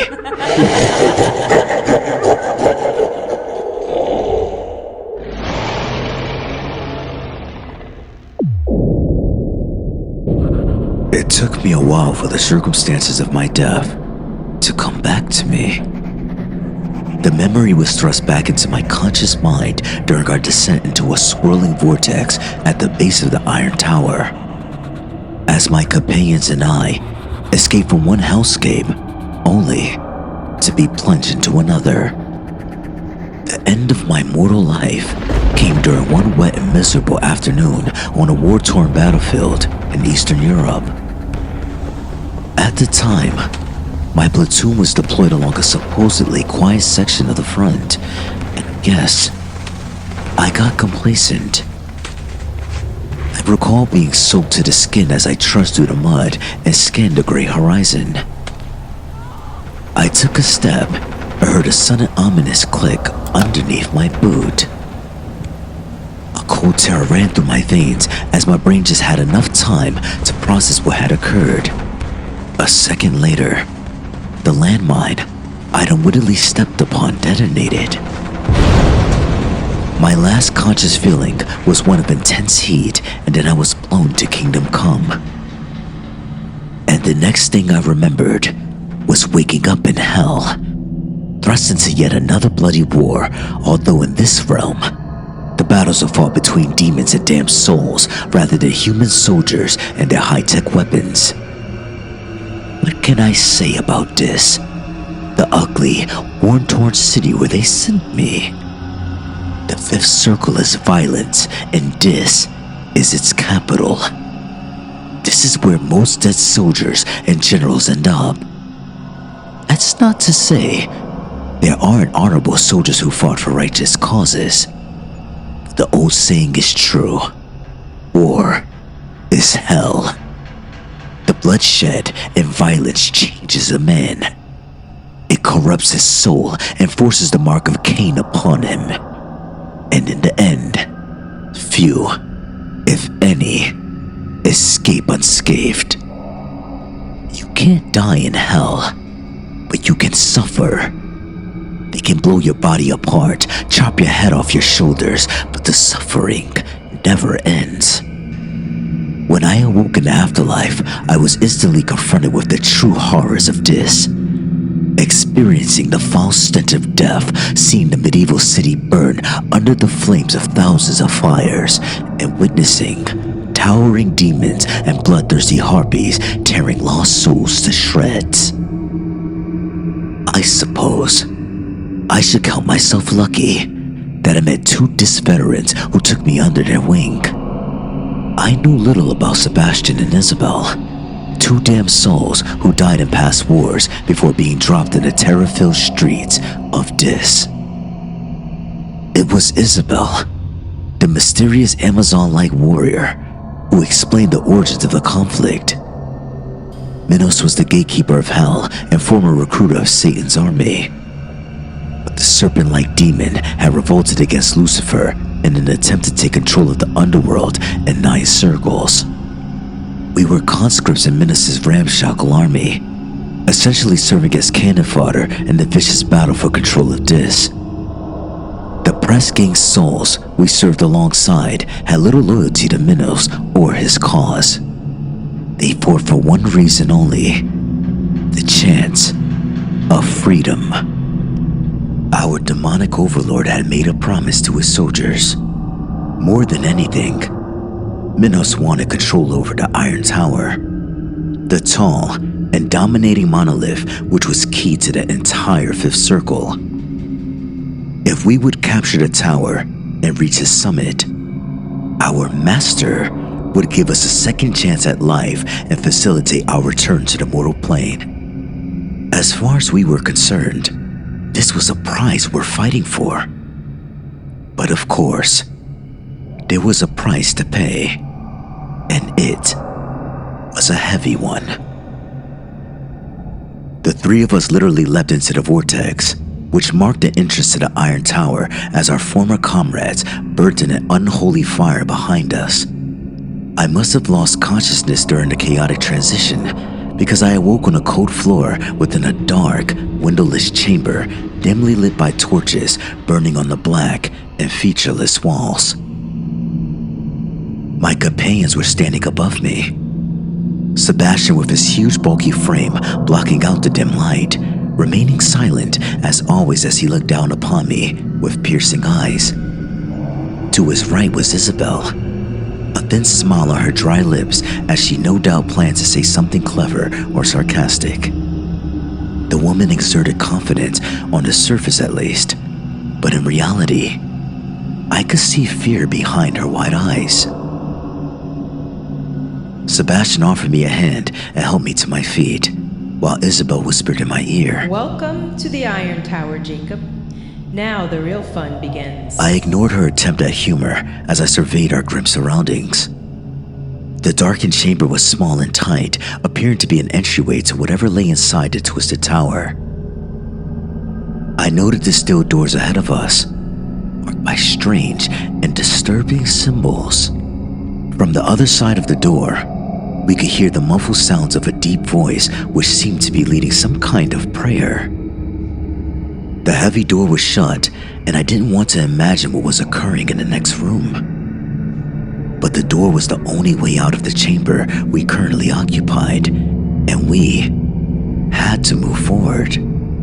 All three of us were experienced warriors, but we expended the ammunition for our firearms and crossbow during the fighting out on the street, and so only carried bladed weapons. Once I was on my feet, I stood shoulder to shoulder with my companions, sharing a look of steadfast determination as we stepped forward together.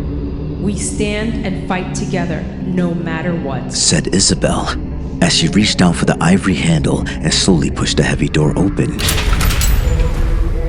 We entered a far larger chamber, still dimly lit and consisting of 4 windowless walls of cold iron. Although, I noted how the walls were adorned with hellish imagery, crude images of demons and monsters which appeared to be painted in blood. In the center of the vast chamber stood a group of humanoid figures dressed in dark red robes and with inverted crosses hanging from their necks. They had hoods covering their heads, and I couldn't see their faces in the darkness. But I noted how they were standing in a circle around a blood-red pentagram painted upon the metal floor. Behind the circle of robed cultists was a white altar, which appeared to be constructed from assorted bones and skulls. And upon the altar stood who I assumed was the cult's leader, a tall, thin and bald man with ghostly pale skin and intense, bug-like eyes. He initially ignored our presence in his chamber, as the three of us simply stood in a doorway, watching and listening as whatever twisted ceremony they were performing proceeded unopposed. When the cult leader spoke, his voice was high-pitched and chilling. Disciples of the Dark Lord, we face a great challenge at this time.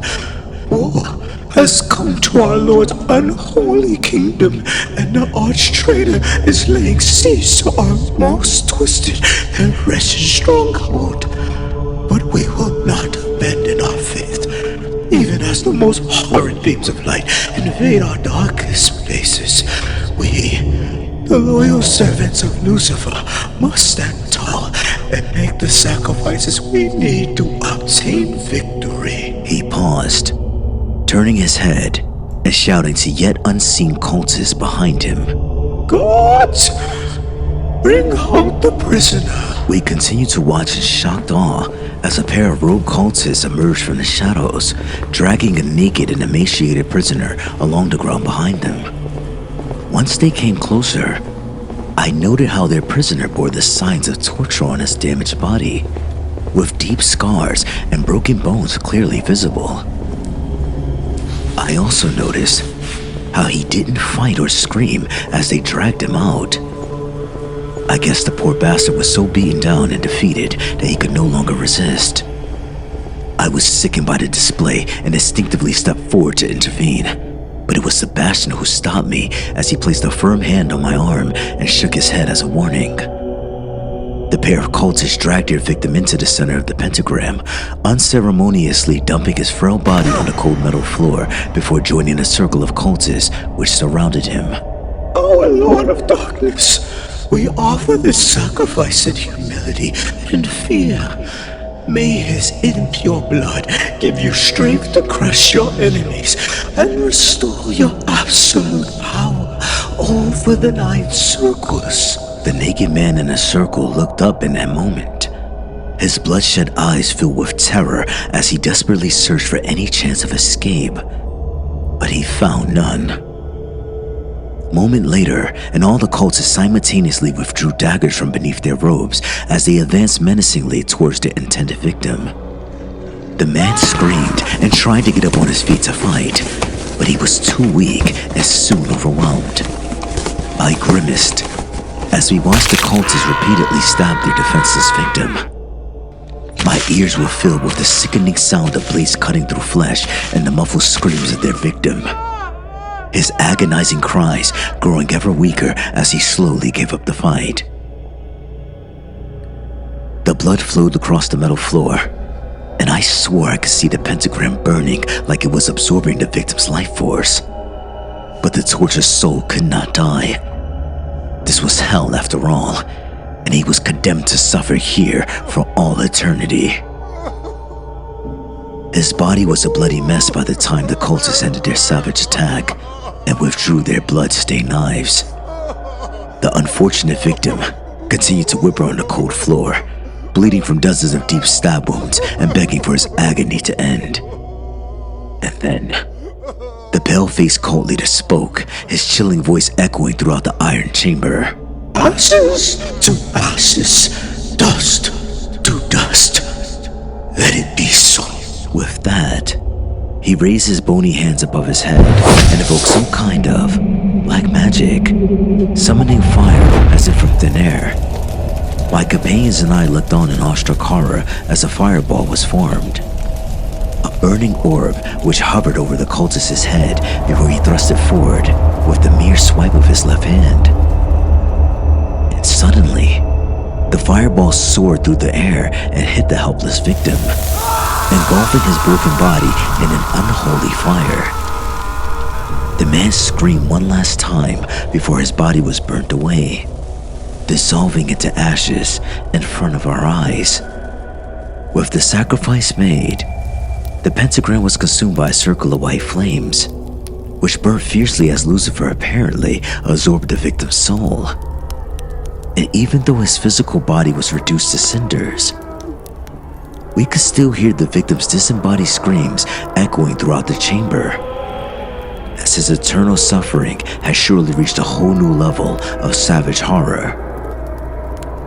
I shuddered over what I just witnessed. That's not to say I wasn't familiar with acts of violence. I'd seen and participated in many such acts during my military career. But the normalization of the cruelty and savagery in hell was beyond anything I'd previously had been subjected to. I continued to stare in mesmerized horror at the burning pentagram until I was shaken back to reality by Isabel. We need to keep moving. She whispered. We can't stay here. I nodded my head in agreement, as did Sebastian. The three of us moved forward cautiously, keeping our bladed weapons to hand in case we needed to fight our way through. But we were seriously outnumbered. I counted a dozen red-robed cultists in total, 13 if you counted their leader. I did fancy our chances if it came up to a stand-up fight, and so we planned to sneak past the cultists in slim hope that they wouldn't notice our presence. But of course, we weren't so lucky. In an instant, the dozen cult members turned their backs on the fire as they all faced in our direction. I still couldn't see their faces, which remained hidden under their hoods, but we could see their hideous eyes, burning red with a fury intensity. Whatever these things were, they definitely weren't human. The daggers emerged next, as all 12 cultists withdrew their still blood-soaked daggers and pointed them menacingly in our direction. The three of us formed a defensive line and prepared to fight as the armed cultists slowly advanced upon us. But, to our immense surprise, their leader intervened as he called out to his bloodthirsty followers. Do not attack. Let them pass. Their souls belong to the Dark Lord, and only he can decide their fate. His words chilled me to my bones. Even after the cultists wordlessly obeyed their leader's orders, withdrawing their daggers and standing aside to let him pass. We moved forward cautiously, keeping our weapons handy as we prepared for the possibility of a double cross. There was a second door on the far side of the chamber, which appeared to be the only way out of the room. None of the cultists attempted to stop our progress as we made our way past the scene of the brutal sacrifice. But to get to the door, we needed to pass the altar where the pale-faced warlock stood. His cold eyes followed us closely as we walked. I thought he'd keep his promise and let us go, but suddenly, the warlock shot forward at incredible speed, heading straight for me and grabbing a hold of my body before I had a chance to resist. He knocked the blade out of my hand with ease before taking a firm hold, pulling me so close as I was forced to look into his cold eyes and felt his icy breath against my skin. Let him go! Isabel screamed. But the warlock didn't even seem to notice as he continued to stare right into my eyes. I shook uncontrollably in his tight grasp as he spoke his chilling words into my ear. But, to my surprise, he delivered what sounded more like a warning than a threat. You are entering a hell beyond your worst nightmares and will be forced to face the darkest corners of your own psyche. You cannot trust anyone or anything. And remember one thing, Jacob. Evil begins in the heart, as impure blood is pumped through the arteries and corrupts the body. To defeat evil, you must eliminate the source. I didn't understand what the warlock meant, but was relieved when he released me from his icy grip. Go now, He said, as I returned to my comrades. proceed to the next level. I led the way, still shaken by the encounter with the ghoulish entity. I placed my hands on the ivory handle and experienced a chilling foreboding as I opened the heavy door, which allowed us to proceed to the next area. What we found behind the next doorway was a narrow spiral staircase leading upwards. It was similar to what one would find inside a medieval castle, except that the steps were forged from iron rather than carved from stone. None of us liked it. The stairs were so narrow that we could only proceed one at a time, and we couldn't see around the corners, which meant we could be ambushed at any point. The staircase seemed like a death trap, but what choice did we have? None of us wished to return to the previous chamber to face those bloodthirsty cultists and their demonic leader. So, after a short discussion, we decided to ascend. Sebastian led the way up the spiral stairs. He was the strongest and so best placed to defend our small party from a sudden attack. Meanwhile, Isabel walked in the middle while I took up the rear. I don't know how many steps we climbed in our ascent. I lost count. All I know is that I was soon exhausted and disoriented. I think my companions were also tired and frustrated, and we weren't fully alert when the attack finally came. Sebastian let out a sharp cry, raising his machete to counter the swing of his enemy's blade. I heard the distinctive sound of steel striking steel and saw what looked like a medieval knight on a staircase attacking Sebastian with a short sword. The attacker wore a full suit of black armor with an inverted cross emblazoned on his chest plate.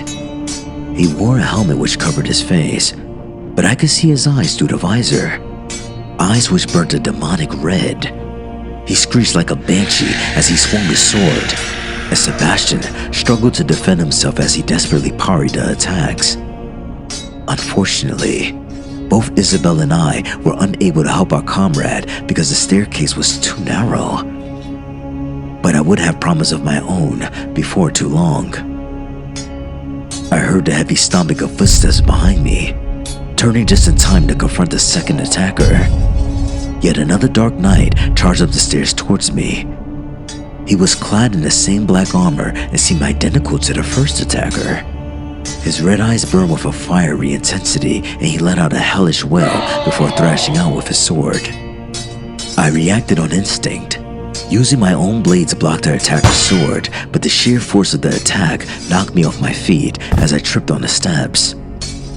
The fiendish knight continued his assault, attacking with his blade as I struggled to parry the hard blows. I don't think I would have lasted much longer, but thankfully, Isabel came to my rescue. I remained on the ground as she thrust out with her knife, stabbing the knight in his throat after expertly finding the gap between his body armor and his helmet. A moment later, Isabel kicked out and sent the knight tumbling down the metal staircase. While this was happening, Sebastian gained the upper hand over the first knight, using his machete to saw through the enemy's neck. Our comrade made good use of his brute strength to cut through the flesh and bone until he severed the knight's head completely. Next, Sebastian calmly lifted the severed head and held it aloft. To my horror, I noticed how the knight's red eyes were still burning as they looked down upon us. But Sebastian wasted no time before he tossed the head down the stairs and it bounced off the iron steps before disappearing from sight. Jesus Christ. I swore in shock after the savage assault. Jesus didn't save your ass. I did. Was Isabel's cynical reply. Now, get back on your feet, soldier. We're not going to carry you through this. I nodded my head as I got back up on my feet and lifted my blade. Isabel's warning was clear to me. I knew both she and Sebastian were determined to reach the tower's summit, and they wouldn't hesitate to leave me behind if I slowed them down. The last thing I wanted was to be left alone in this hellscape to face the horrors which inhabited it. We proceeded up the staircase, stepping over the knight's beheaded body whilst Isabel took this sword. We didn't know where the steps would end and expected a further ambush at any moment. But miraculously, we soon reached the top of the staircase and were confronted by yet another steel door with an ivory handle. Both Isabel and I held back, staring at each other as if we shared a mutual feeling of dread at whatever lay on the far side. But it was Sebastian who stepped forward, placing his huge but now shaking hand upon the ivory before he slowly pushed the door open. We entered yet another dark chamber, dimly lit by torches and seemingly empty at first glance, although I noticed the foul stench emanating from inside. The chamber stank of rotting flesh, and something even fouler, which certainly didn't bode well. Sebastian walked out first, and it quickly became apparent that something wasn't right. His heavy boots didn't march upon solid iron as we would have expected. Instead, his feet sank into wet mud, which apparently covered the entire floor within the latest hellish chamber. Sebastian looked back at us with anxious concern in his dark eyes. He sunk a few inches into the mud, and it was clear that our progress through this level would be slow and difficult. Nevertheless, we had to keep moving forward, no matter how tough our journey became. Isabel and I soon followed in Sebastian's footsteps and stepped into the inexplicable field of mud. We slugged through, struggling with each step as the mud hampered our progress. I could see the next doorway at the far end of the chamber, but this was a large room and it would surely take us a long time to make it across. Still, trekking through mud wasn't the worst horror I could imagine. But of course, the hellish chamber had yet another nasty surprise in store for us. I think I was the first to see it. A figure or creature emerging from the mud in front of us, digging its way to the surface and slowly crawling towards us. I shouted out a warning and pointed in that direction, but soon, more creatures emerged from underneath the muddy surface, all heading towards us. It was only when the creatures got close that I realized these entities were people, or at least they'd once been. Mud covered their faces and bodies, but I could just make out their tattered uniform underneath the grime and dirt. Their eyes were filled with madness and hunger, and their bodies were broken almost beyond recognition. Most were missing at least one leg, and none were able to stand upon the muddy ground. But they used whatever limbs they had left to crawl and push themselves forward. I counted at least 24, with more coming up to the surface with every passing moment. Shit, we've got to move. Isabel swore. Sebastian was the furthest forward of our trio and so led the fight back. He tried to wade his way past the now moaning lost souls, but they grabbed him and clawed at his legs and attempted to drag him down. Our comrade reacted with predictable violence, crushing skulls underfoot and slicing off their limbs and heads with his machete. It wasn't long before the ravenous souls reached me and Isabel, and we were forced to join the fight. The first living corpse attempted to bite my ankle before I brought my blade down, burying it in his skull.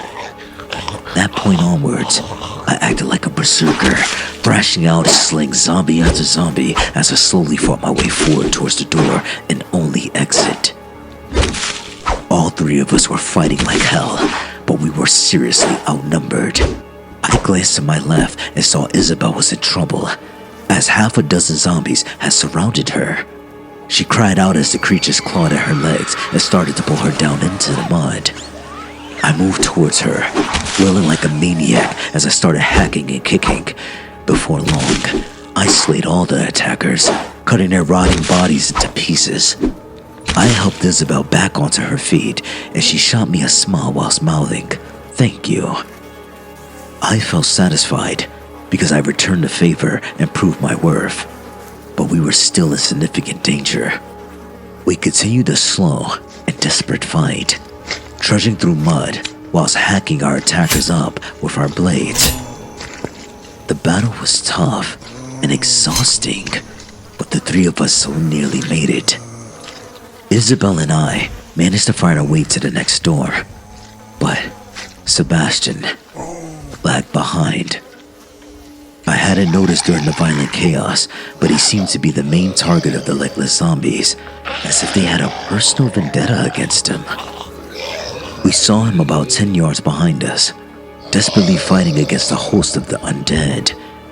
They groaned and snarled in hungry anticipation whilst grasping their victim's legs and biting into his flesh.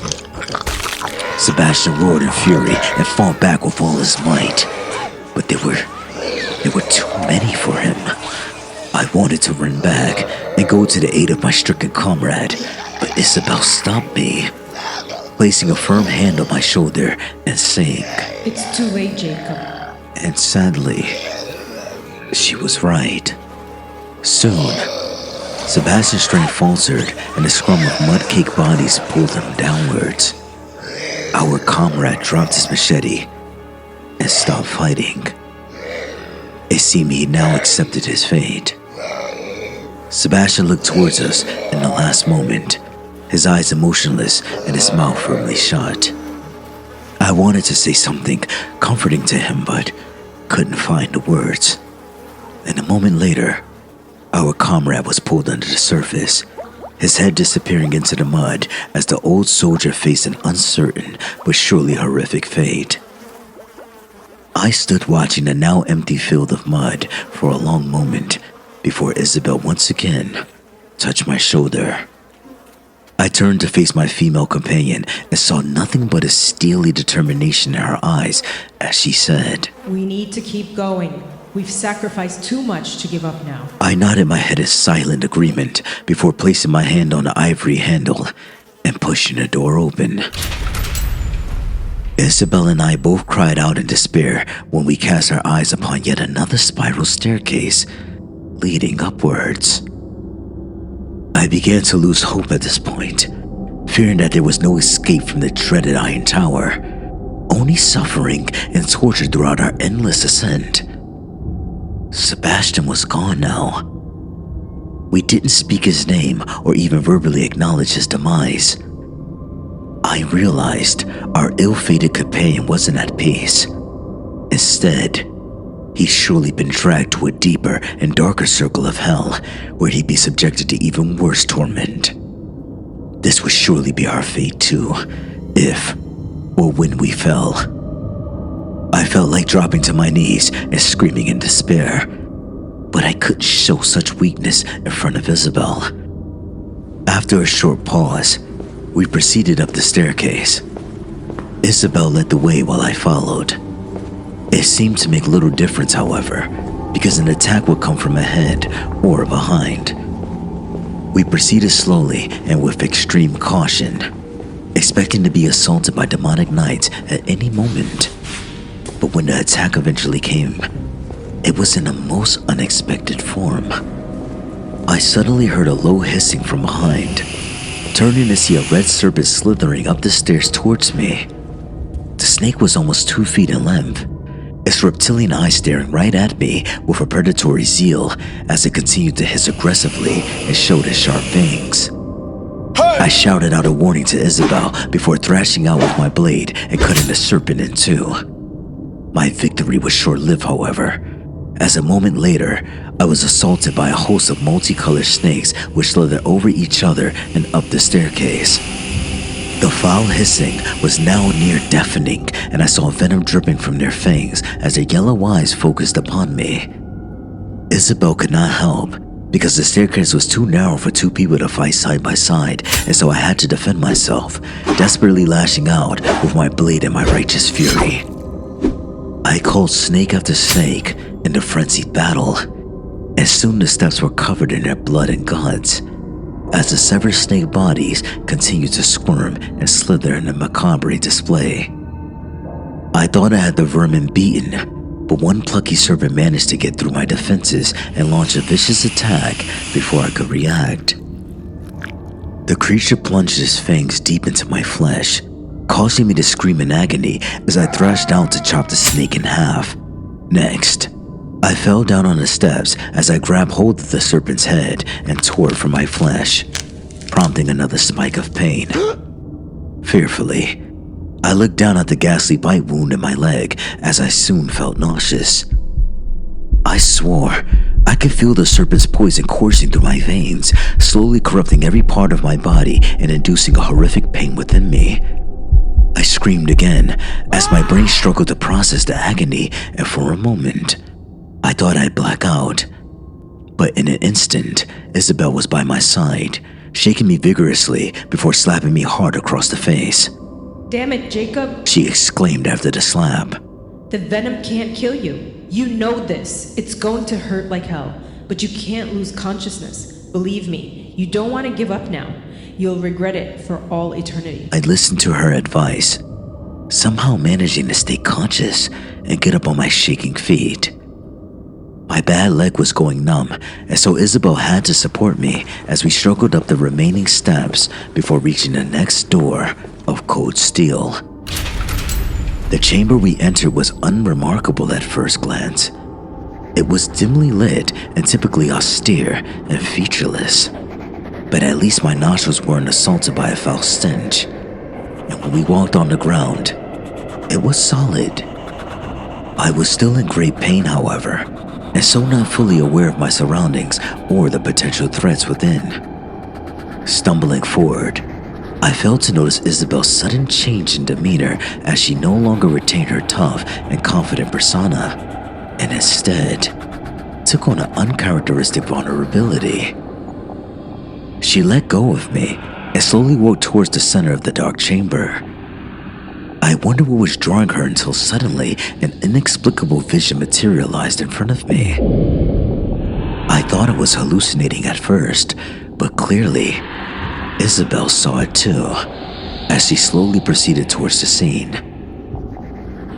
What we saw was a representation of a child's bedroom, complete with a bed, cuddly toys, and cheap plywood furniture. The room looked entirely out of place in this hellish chamber, as did the young girl who sat upon the bed, humming to herself as she combed her doll's hair.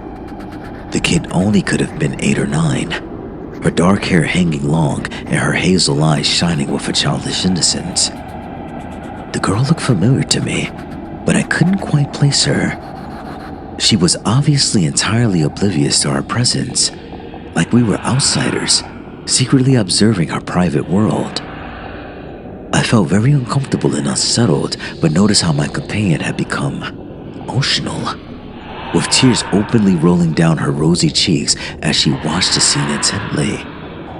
Then all of a sudden, the bedroom door was violently kicked open and a thuggish figure burst inside. The man looked huge compared to the little girl, his muscles bulging and face burning a bright red. I saw the thug clenching his fist as he screamed at the girl with a frightening fury. God damn it, Belle. Didn't I tell you not to leave your bike in the driveway?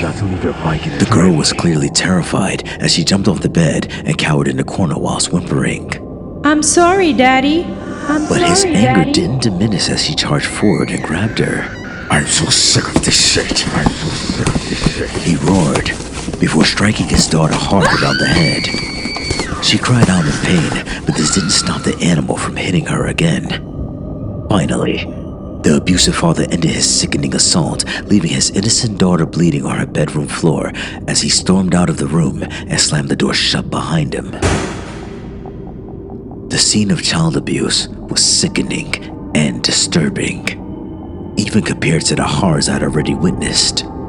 Nevertheless, I didn't understand why the tower was showing this to us, but I soon got my answer. The girl continued to cry whilst rolled up in a ball on the floor. Suddenly, a new voice could be heard. A disembodied, unnaturally deep, and decidedly inhuman voice which chilled my very soul. It's not going to stop you now. Not unless we stop him. To my surprise, the girl responded as if she recognized the invisible entity speaking to her through the walls. I told you to leave me alone. I don't want you here. I don't want you here. No more games, Belle. You know what must be done. He's my daddy. He's my daddy. Keep hurting you. Only I can stop him. I am your last friend, Belle. The only one who can protect you. And I will save you, my child, if you only ask. I'll keep you safe forever, and all I ask in return is your love and loyalty. Those last words chilled me, and it seemed like an eternity passed before the girl finally answered, whispering her one-word answer just loud enough to be heard. Okay. With that, the image of the child's bedroom disappeared into thin air, and we were alone once more. I looked to Isabel as she glared back at me, her reddening eyes now focused like those of a deadly predator. And suddenly, it all came together inside of my confused brain. Isabel was Belle, and we just witnessed a memory from her violent past. She made a deal with something evil to escape from her abusive father, but now there was a price to be paid.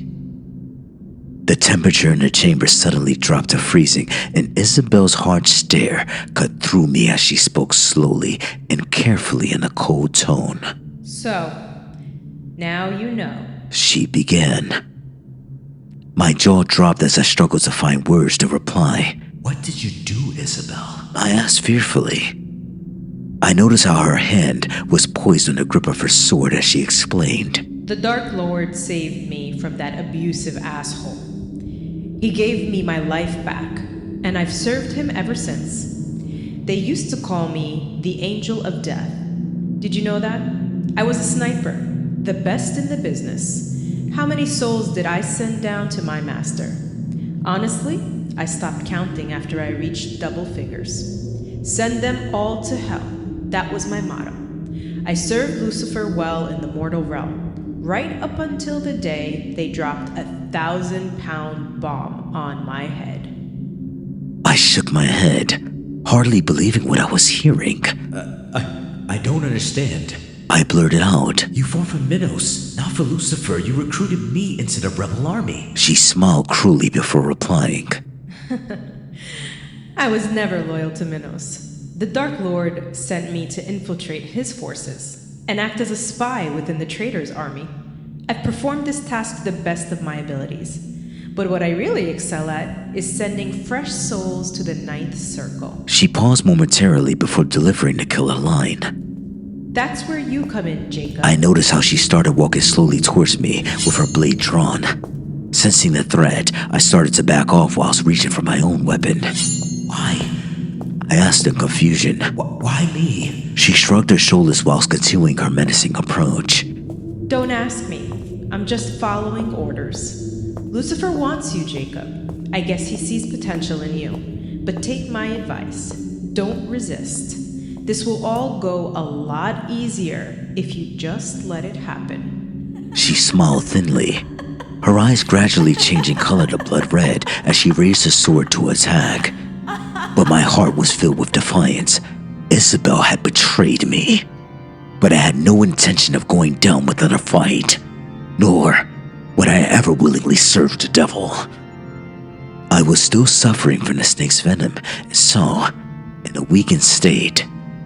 But nevertheless, a surge of adrenaline pumped through my corrupted veins as I launched a preemptive strike, thrashing out with my blade in an attempt to slice Isabel in two. She parried my blow, but this didn't deter me. Using my last reserves of strength, I struck again, this time slicing Isabel deep across her chest. But to my horror, she hardly seemed to notice the wound.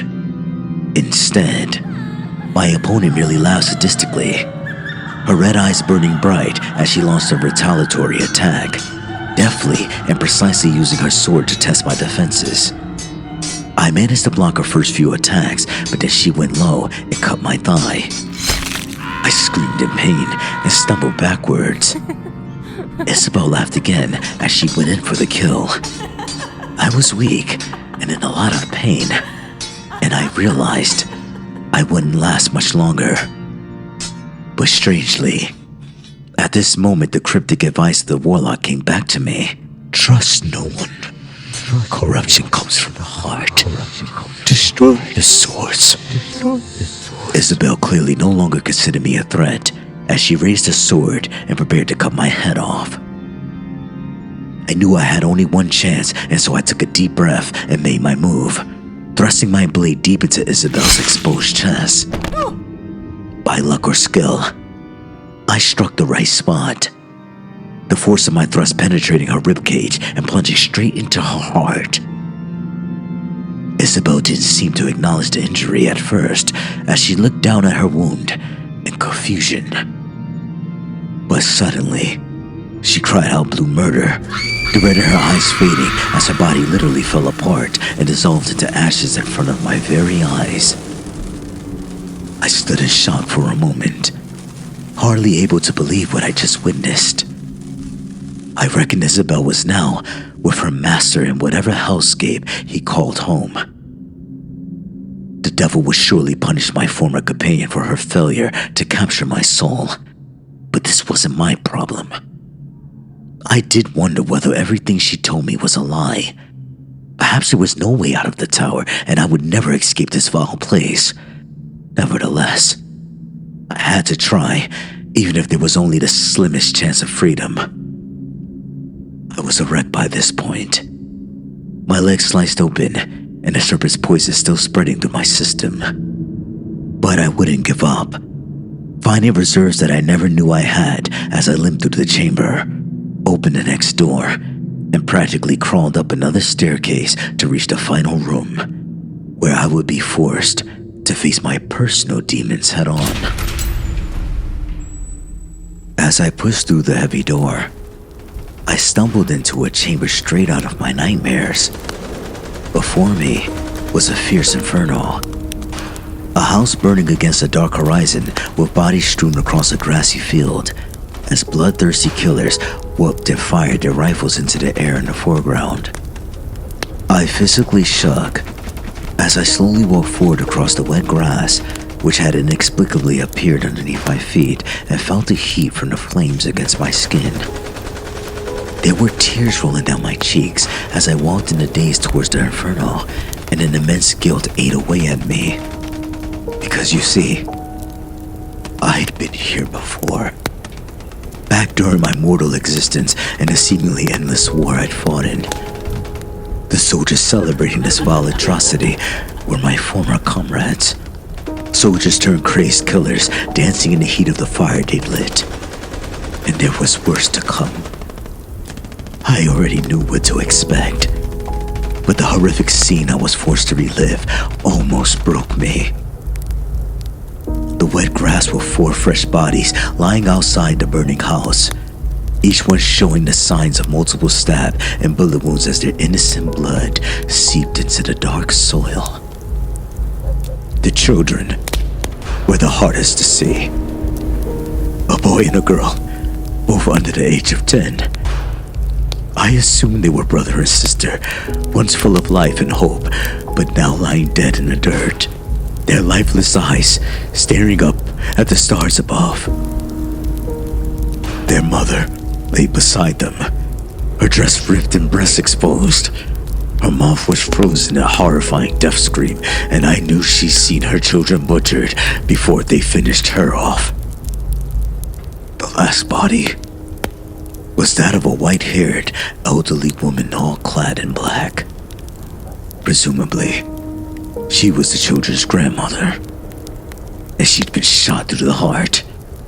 A final look etched on her wrinkled face was one of pain and resignation. I turned away from the bodies in shame, looking with disgust upon my platoon mates who'd committed these murders and now celebrated their wickedness without remorse. I realized then why the tower was showing me this horror from my past.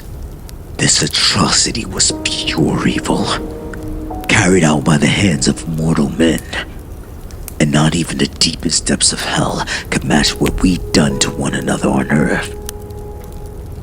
I froze where I stood, my emotions overwhelming me as I sobbed uncontrollably and wished the ground would swallow me up.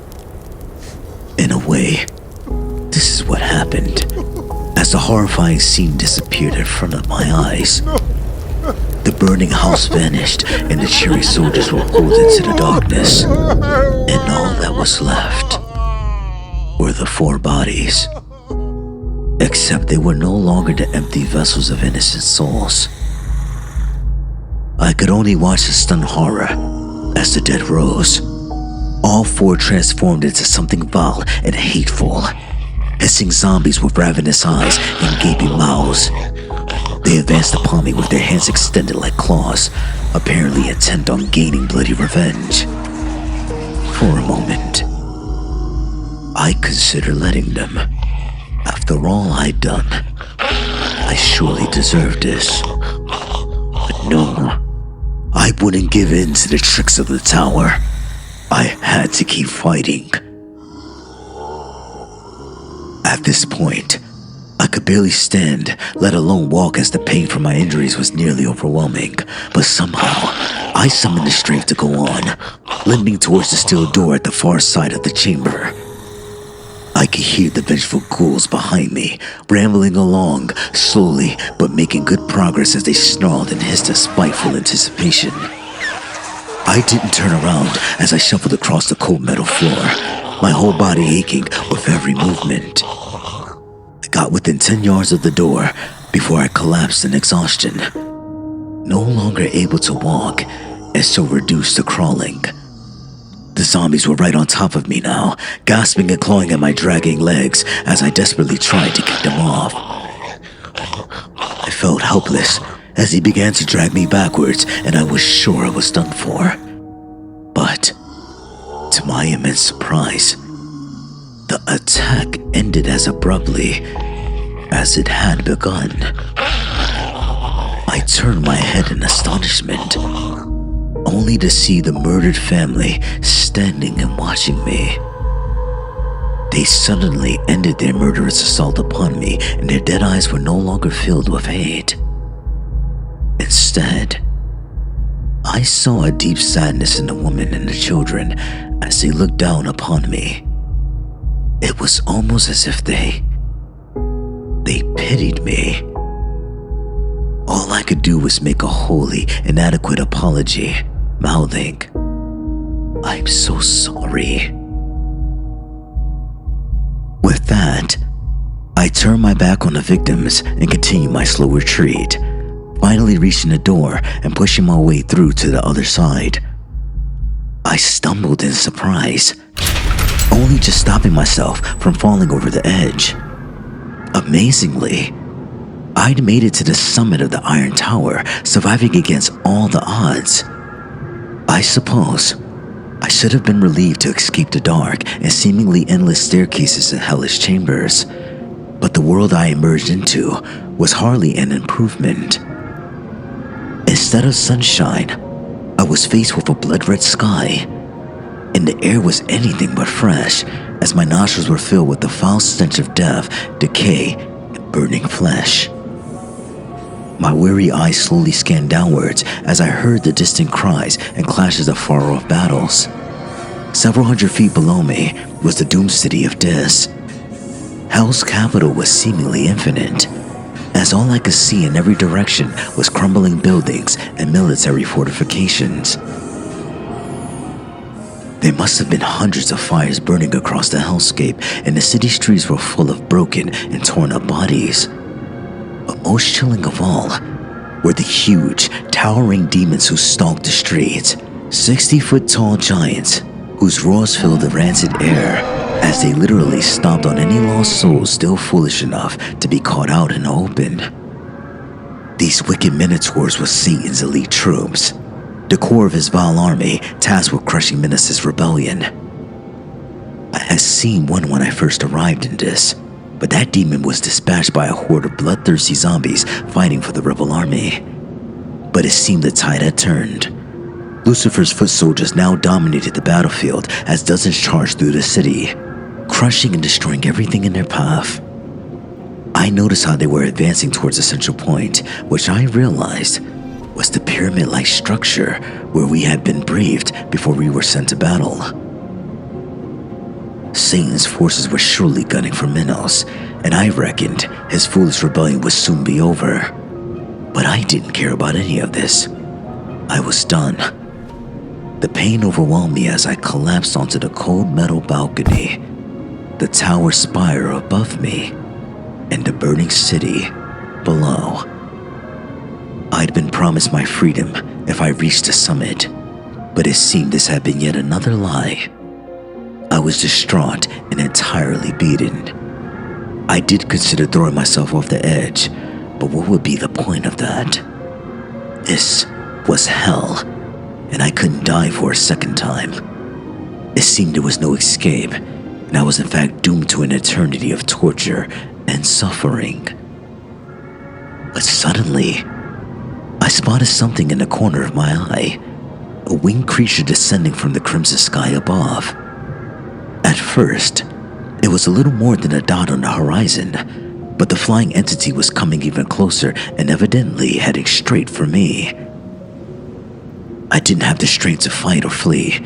Instead, I merely looked up to see my attacker, but to my surprise, I was temporarily blinded by an intense white light which emanated from the winged creature.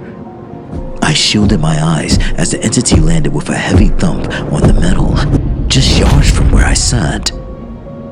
Fearfully, I raised my head to observe the interloper. I expected a harpy or winged demon, an ugly or fiendish beast from Hell's legions. Instead, I cast my weary eyes upon something ferocious, yet beautiful. Towering above me was a tall humanoid figure, easily 12 foot in height and clad in shining armor which covered her breast and torso. I say she, because the entity was definitely a woman, a stunning creature with long blonde hair and piercing blue eyes filled with strength but also compassion. She carried a mighty sword which would surely light up even the darkest of places, but she did not draw the weapon to threaten me. Instead, she spoke in a song-like voice which was both booming yet comforting at the same time. Rest easy, my child. I mean you no harm. My jaw dropped as I struggled to speak through all my pain and shock. Who are you? I eventually muttered. I swore she shot me a smile through her ruby red lips before responding. I am Ariel, and I serve the one true Lord. I was in awe, not believing that something so beautiful could exist in a place so evil. Ariel was an angel, of course, but she was a long way from home. Why are you here?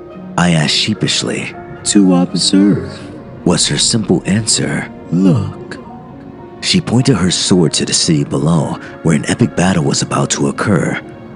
I could barely see him at first, but Minos used his great power to rapidly grow in size, and his body was soon the size of the demons charging towards him.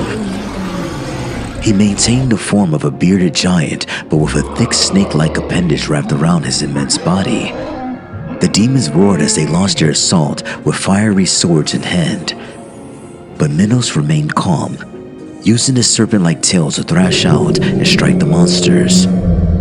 Several demons fell, their giant bodies collapsing and crushing the buildings beneath them.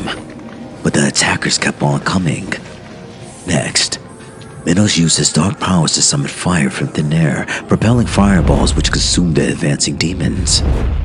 Clearly, Minos was extremely powerful, but he was also heavily outnumbered and soon began to falter under the relentless assaults. Then suddenly, the surviving demons stopped their attack, forming a circle to prevent Minos from escaping, but not driving home their advantage. I didn't understand why at first, but then I saw it. Another huge, winged beast soared through hell's sky, but this creature was no angel.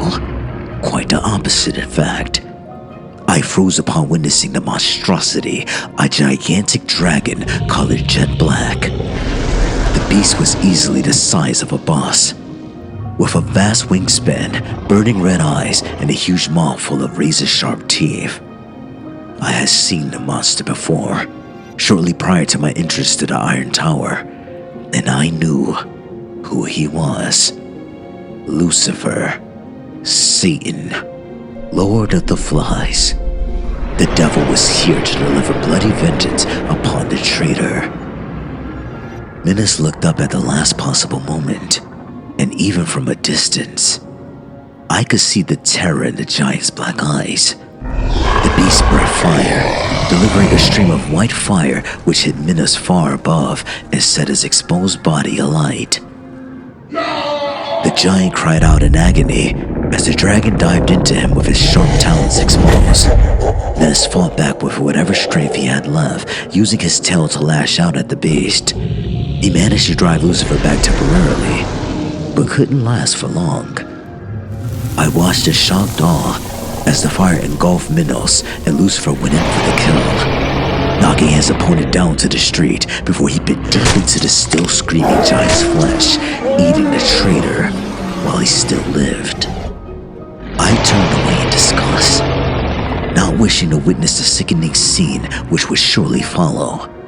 Instead, I looked to my angelic companion, noting the sadness in her deep blue eyes.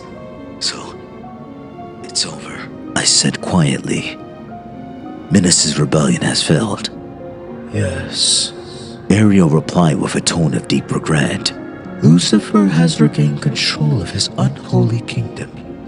His power has been weakened by this civil war, and it will take him some time to recover. But sadly, he will eventually rebuild his armies and once again threaten the mortal realm. This warning brought a fresh chill through my broken body, but in that moment, my thoughts were entirely selfish. What about me? Ariel glared down at me with anger, and I feared I made a terrible mistake. What about you? She shot back. The words almost stuck in my throat, but somehow, I managed to reply. I didn't kill that family. I did nothing. Was my pathetic justification. You did nothing. Ariel replied in an accusatory tone. You just stood and watched. And I knew she was right. Perhaps I was right where I belonged. But Ariel wasn't quite done with me yet. She sighed deeply, looking back towards the hellish horizon before speaking again. Our Lord is merciful. The promises made to you were not his. Nevertheless, he will grant you a second chance at life. However, there are conditions to your release. You must follow a righteous path. We will not tolerate you returning to your old ways, Jacob. There were tears rolling down my cheeks as I was overwhelmed with uncontrollable emotion. I won't. I spluttered between sobs. Never again. Ariel turned towards me once more, her blue eyes now filled with compassion. She reached out to touch me, and when her hand touched my skin, I was taken by a bright light and pulled from the depths of hell. I can't really explain what happened next. In a blink of an eye, I was back on Earth. Back in the muddy field where I'd met my end. I heard the dull click as my boot made contact with the hidden landmine. But my fate had been altered by divine intervention. This time, the mine did not detonate, and I was spared.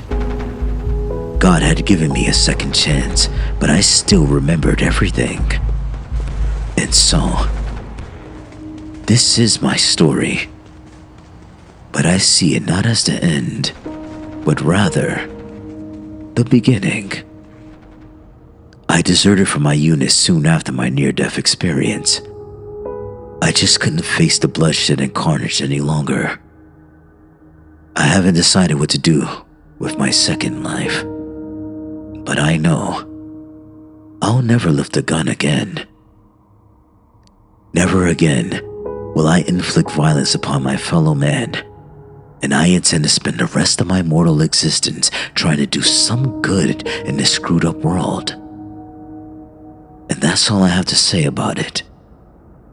Peace be with you, my friends.